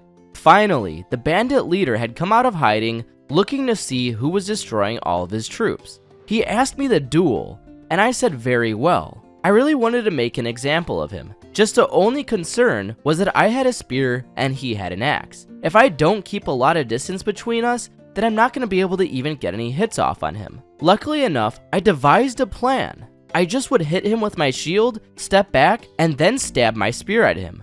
This proved effective. Real quick, if you're enjoying the content, go ahead and hit that subscribe button for more. Right after defeating the bandit leader, we left the hideout and made it to a random Imperial city. Here, I geared up Gavin with some better items and told him to form his own caravan. This caravan will provide a lot of dinars for the kingdom, and it'll also help Gavin increase his skills in stewardship, so that way he could maybe even lead a party in the future. We were almost back home, but I noticed something on the way. The Sturgians were attacking a Vlandian castle. They had over 1,000 troops in this siege, and things were not looking good for the Vlandians in this situation. I was pretty happy that I saw this on the way back home, because I now knew that the Sturgians and Vlandians were at war. This intel could lead us to getting more castles into our kingdom, especially if we declare war on Sturgia while they're at their weakest point. I'll have to keep an eye out for that. I was finally back in my own lands. When I got to the castle of Pendraic, however, I noticed that the loyalty was incredibly low. I told my sister, the city governor, to start focusing in on games and festivals. This increases the city's loyalty by 2 every single day. After hanging around the castle for some time, I was finally convinced that a rebellion would no longer happen. Our loyalty was back to 20, which was still incredibly low, but it was better than 14. I headed over to Nevian's castle just to make sure the loyalty there was also good. It seemed like everything was under control here, at least more than at Pendraic. There just so happened to be a tournament going on at Carbanseth. Since it was so close, I traveled over there so I could enter the arena and fight in the tournament. Things really didn't start off well though. We had immediately lost the other swordsmen on our team, and it was now me versus 2 enemy swordsmen. They both had shields, so it was almost impossible to be able to swing at them. I brought both of them into my archers, where one of the archers had started to help me out, and this changed the tide of the battle. We were then able to move in and take out the 2 enemy archers. The next round wasn't as intense. 2 swings and I had taken out my competitor. The third round was even easier. I just had to block twice, and then I took out the enemy within 1 swing. The final round of the tournament was a little bit longer. I had to hit the competitor at least 3 different times before they were knocked out. Now that's a tough warrior. Since I was already at a town, I decided to try out smithing. I didn't have any resources on me, so I went to the town market and bought a whole bunch of wood. I then turned that into charcoal. It wasn't long until I used up all of my smithing stamina. Honestly, this wasn't a good hobby for a king. I'll just stick to waging wars and managing castles. I received great news. Nogan's wife Nadia was with child. The Vortide family continues to grow bigger. It'll only be a matter of time before the empire's expanded with pure blood. Even though I do trust our companions in leadership positions, I really only want the Vortide family to be in power. This guarantees that no rogues will be able to take over our kingdom, and it will be a lot more secure. It appeared that some kind of siege was going on in the Sturgian lands. The Vlandians were still at it. They wanted to take over another Sturgian town. I made my way a bit further into the Sturgian lands to see if there were any castles that I could take over. Ironically enough, that was when the Battanians declared war on us. I was sweating arrows as I was pretty far away from the 2 castles a part of my kingdom. I really hope nobody takes them over while I'm gone. I was just approaching the lands of Vortia when a Battanian caravan had gotten in my path. Unfortunately enough for them, they had just declared war on me. I didn't plan on letting this caravan pass by for free. And trust me, I made them pay their toll. There was only 1 single survivor after we had gotten done with the caravan. He started to run with what little goods he could carry, and he didn't make it far until we had caught up to him and ended this 1-man army. I think karma was getting its revenge. A huge army of over 800 Battanian soldiers was approaching the castle of Pendraic. I guess I know how that 1-man army felt now when I chased him down. It looked like there was another huge army of over 400 troops approaching the castle. Right when they got close enough, they had besieged it. Things were not looking good for us. I don't think we could be in a worse situation. Even though we were heavily outnumbered, it still looked like we had a fighting chance. So I started to upgrade as many troops as I possibly could. Any glimpse of hope was crushed. Another Battanian army of over 550 troops joined the siege. I really had no idea what to do. I was desperate at this point, so I started building as many catapults as I possibly could. Unfortunately, we only got 3 up by the time the enemies launched their siege. In preparations, seconds before the siege started, I rushed all of my swordsmen to the walls. This way, when the enemies climb up with ladders, we'll be able to take them out with ease. I don't want to worry about my archers dealing with enemy melee.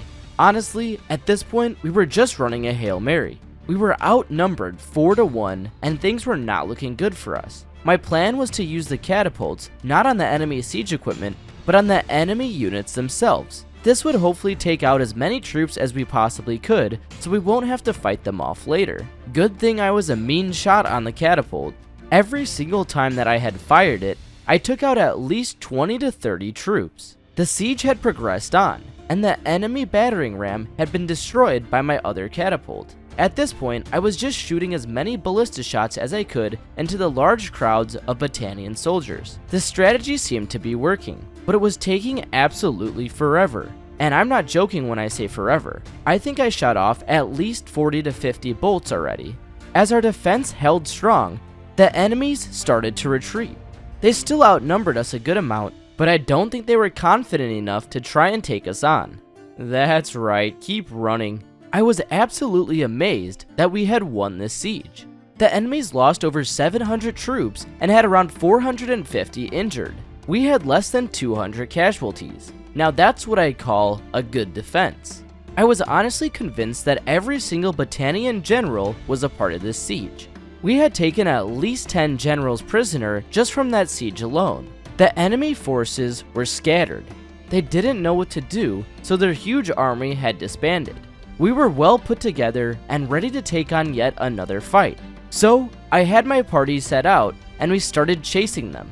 I was able to catch 3 Battanian generals, and this time we outnumbered them. So I sent my troops in, and with ease they had finished the battle with minimal casualties. Well, that's another 3 prisoners. The Battanians seemed desperate at this point. They started to attack my smaller parties. Luckily enough, I was in the area to assist. Yeah, that's right, you thought. If I wasn't convinced before that I had all of the Battanian generals in my custody, I was surely convinced now. I ended up having to go back to the castle of Pendraic because I couldn't carry any more loot on me. So I had unloaded all of the loot that we had gotten from all of these battles, keeping only the necessities, like horses and food. My eyes were set on Carbanseth. The only thing is, I don't have enough troops to siege that town. It had way too many defenders, 643 to be exact. One of my scouts had informed me that my village of Lindum was under siege.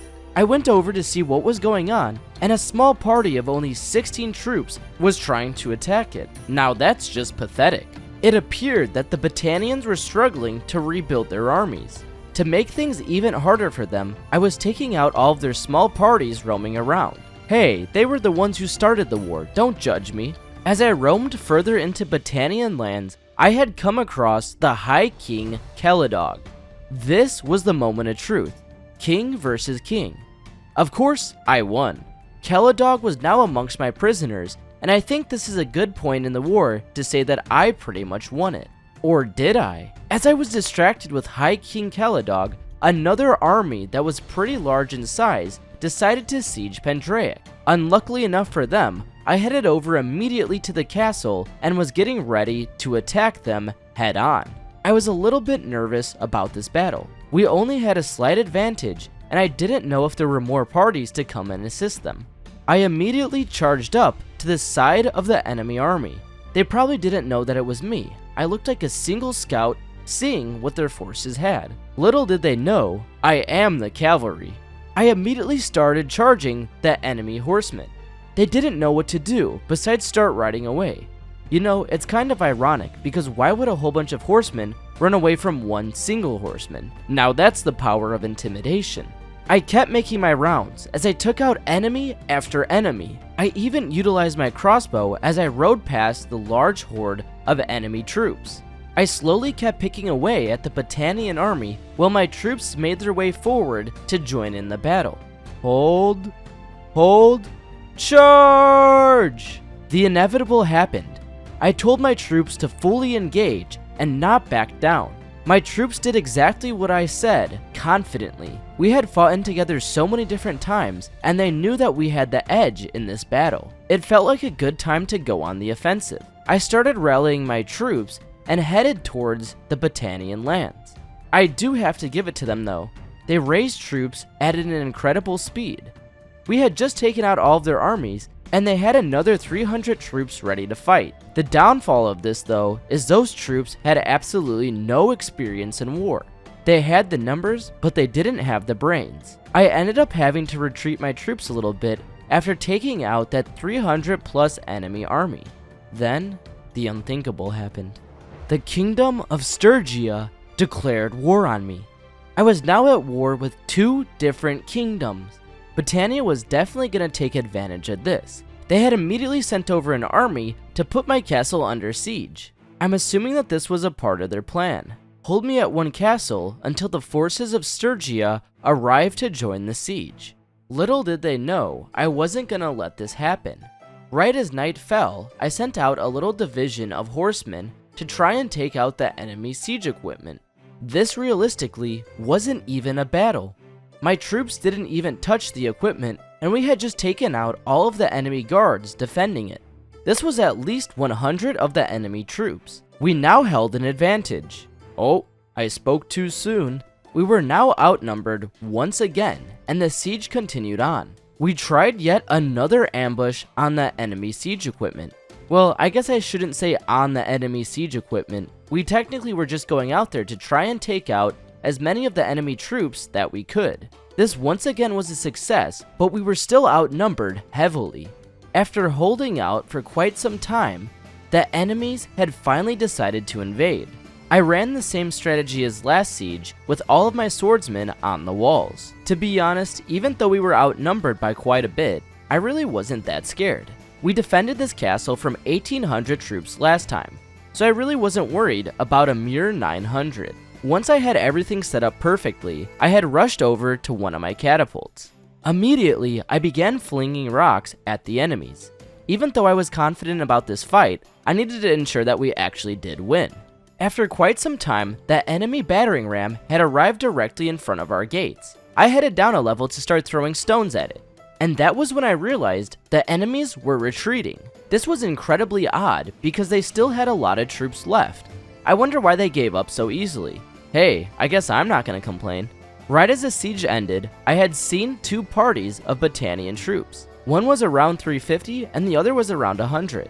Of course, I attacked the army of 300 as I wanted to take out the bigger group first. After the enemies retreated, I headed back over to the castle of Pendraic. I wanted to drop off all of the loot that I had gotten from the previous couple of battles. Alright boys, everything except the horses and food, let's go.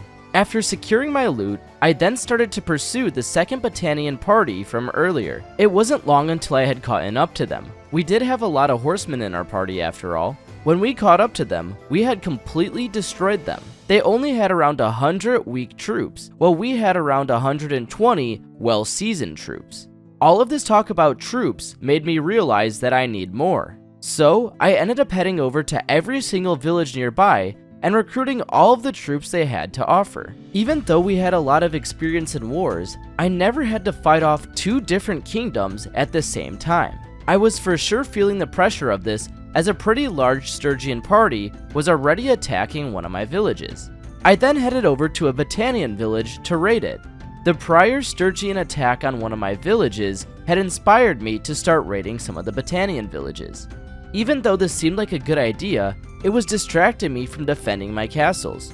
A huge party of over 1,200 Stygian troops had made their way over to the castle of Pendraic. They put it under siege, and I had snuck into the castle walls to try and defend it.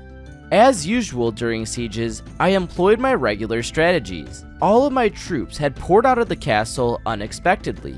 We started ambushing all of the enemy soldiers around the siege equipment. It wasn't long until the enemies received reinforcements and we had ended our little ambush. We were able to take out around 60 enemy units, which wasn't bad. Surely enough, right after the ambush, the enemies decided to attack. So it was time to load the walls with all of my swordsmen. I even was able to fit my horse on top of the gate this time. The Great Siege had begun. all of the enemies started marching their way towards the castle.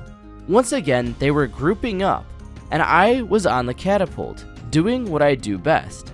Things were going the same way that they were last siege. The enemy troops were pretty much just standing there while they waited for their siege equipment to progress forward. Their battering ram had made it all the way over to the front gate. This was making me a bit nervous. Actually, to be honest, it made me very nervous. I even ended up destroying some of my own defenses with the rocks meant for that battering ram. The gates had been breached. I really didn't know what to do. All of the enemies were pouring in to the second gate. I tried throwing as many rocks as I possibly could down at the enemies attacking. It was only a matter of seconds until we had run out of boulders. That's when I told a good chunk of my melee to head over to the front gate. We must defend this thing with our lives. Except for me, I was on the ballista.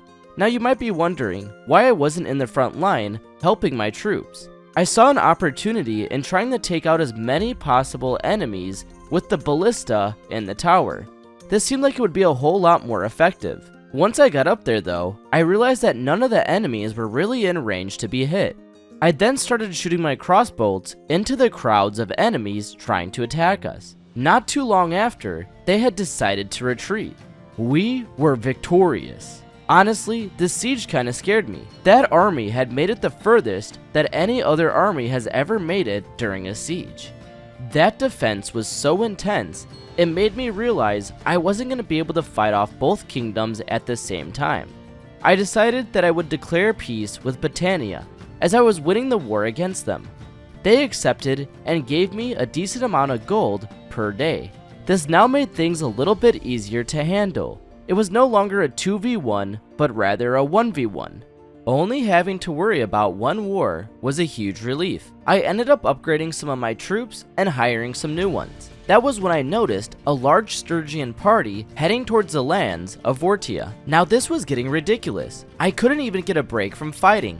I could not defend against another siege. I was so sick of being locked behind walls for days at a time. This rush of emotions made me rally all of the parties of Vortide.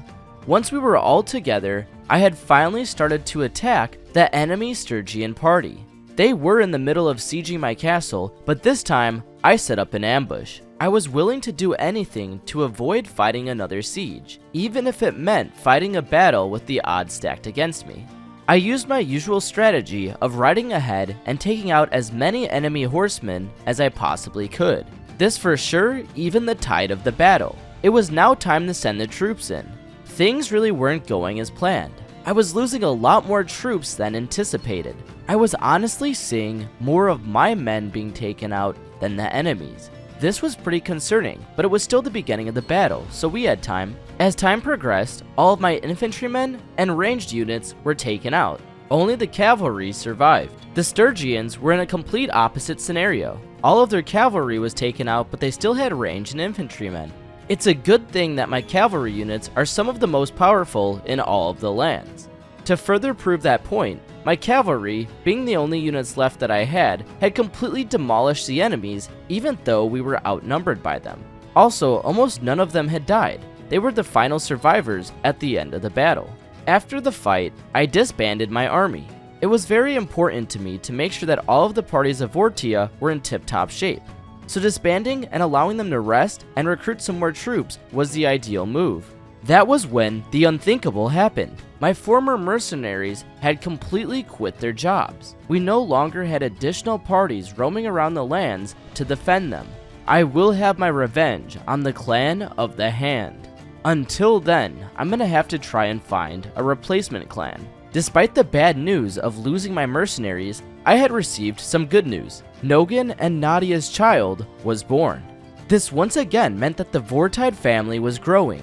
We'll be the most powerful family in all of Calridia before you know it. First off though, I gotta make sure we don't get destroyed by this massive Stygian army. Even though I wanted to avoid sieges, defending Pendraic was necessary. There was no way I was gonna be able to take on 800 enemy troops against my 400 in the middle of a battlefield. So I was back to it, using a whole bunch of siege equipment and ambushes to slowly chip away at the enemy army. Our first ambush was successful. We had taken out a significant amount of enemy troops, over 300 to be more precise. I then was able to sneak in another ambush. This one wasn't as successful as we only ended up taking out around 100 troops. Hey, I'm not gonna complain. The enemies only had 490 now instead of over 800. I knew for a fact I would be able to take on a battle of 500 versus 300. So I made my way out to the middle of the battlefield and started to attack the enemy forces. The first Sturgeon that I had taken out was one of the generals. This wasn't luck, it was skill. I made sure to target the enemies that were most important first. This had a huge mental impact on the enemy troops. The enemies weren't even able to hold steady. They were all over the place. They weren't able to hold a single formation no matter what. And our cavalry charges were just disrupting them even more. Surely enough, the kingdom of Vortide succeeded. We were definitely playing defense a bit too much lately. I decided it was time to rally the troops and take it to the enemy's heart, their homelands. The first thing that I did when I arrived in the Sturgeon lands was attack a random general. I then scouted out a bunch of Sturgeon castles until I found one that had less than 200 defenders. This bad boy was my target. As we were constructing our siege camp, I had received word that my son, Inric, had reached a milestone age. Some information that made me really happy was that Inric had picked up on some of my social skills. I unfortunately wasn't able to celebrate because we were in the middle of a siege. The second that our camp was ready, I had rushed all of my troops to the left side of the castle.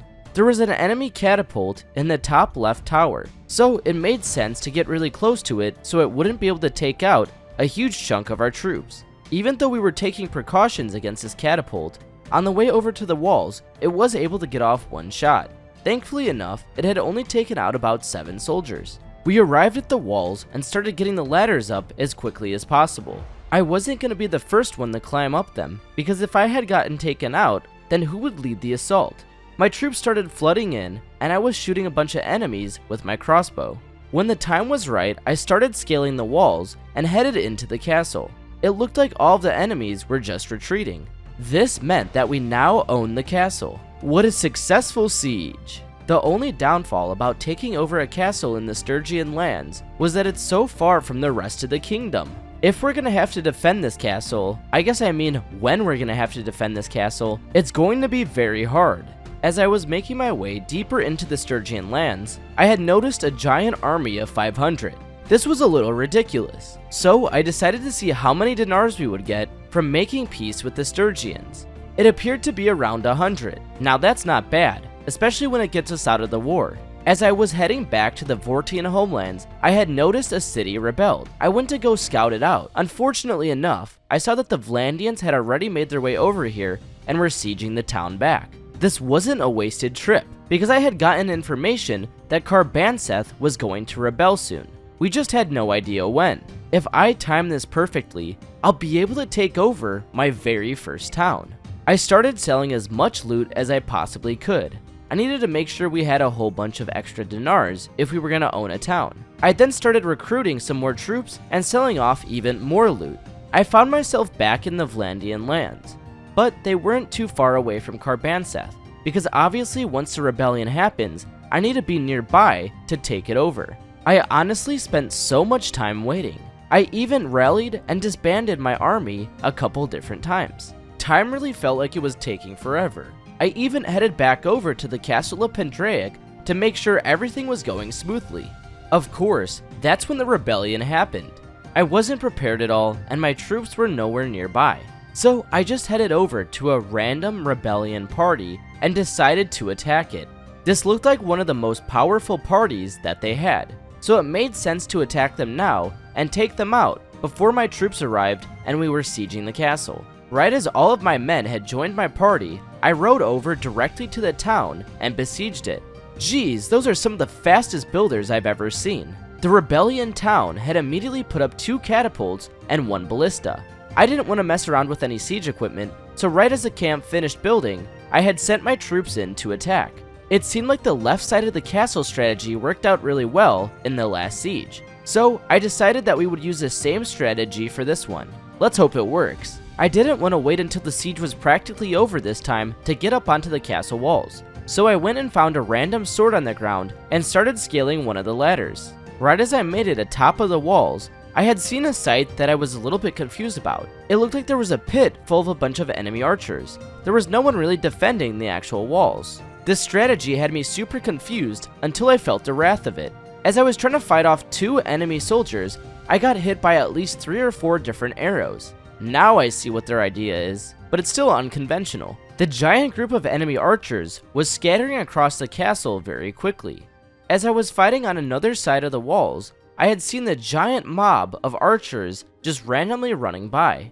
I ended up running out of bolts and picked up a longbow to launch arrows directly into the crowd. I was pretty impressed with how good the longbow was. Maybe I gotta get myself one of these. After fierce resistance, we had finally taken over the town of Carbanseth. This was the very first town that ever belonged to the kingdom of Vortide. Now I just needed to crush the last of the rebellion. Once they're gone, we'll fully own this castle and have nothing to worry about. I might have spoke too soon. I realized that the loyalty of this castle was going down significantly each day. Essentially, this means if I don't get the loyalty down anytime soon, I'm gonna have to be dealing with a rebellion of my own. As Carbanseth was constructing fairgrounds to try and improve the loyalty, I chased down some of the enemy rebels. Well, they stood absolutely no chance. It seemed like we had a whole bunch of good things coming in, one after another. Right after taking out the rebels, I had learned that Sylvan had given birth to our second child. It was a girl, and we named her Beswinda. Sylvan picked the name, by the way. With everything going on, I wasn't even able to check out the keep of Carbanseth yet. Now that I was finally here, I realized that it was massive. It was also a little bit disorganized, but hey, I'm not gonna complain. We own this whole thing. I lounged around for quite a while, and then I went to go talk to Sylvan. I wanted to spend some quality time with her. Well, it's time to get back to reality. I headed back out into the real world. That was when I noticed the Castle of Pendraic's loyalty was incredibly low. I had to change its priority to festival and games to make sure that this castle didn't rebel. Of course, I couldn't get a break. In the midst of this loyalty situation, the Battanians had declared war on me again. How many times am I gonna have to beat these guys in war to show them not to mess with me? Apparently, that number's at 4 or 5, because that's what we're on at this point. After taking out a few more Battanians, I saw a rebellion party. I immediately chased after it and took it out. That's just one less thing I have to deal with now. I handled a few more Battanian parties, and then made my way over to my castle in the Sturgian lands. It happened to be under siege by the Battanians. It seems like I'm never gonna really get a break until I completely dismantle the Battanian kingdom. If you want to get more involved in the Vortide community, check out my Discord linked down below. There's some incredible lore that links the videos together, as well as a really cool leveling system. Join now.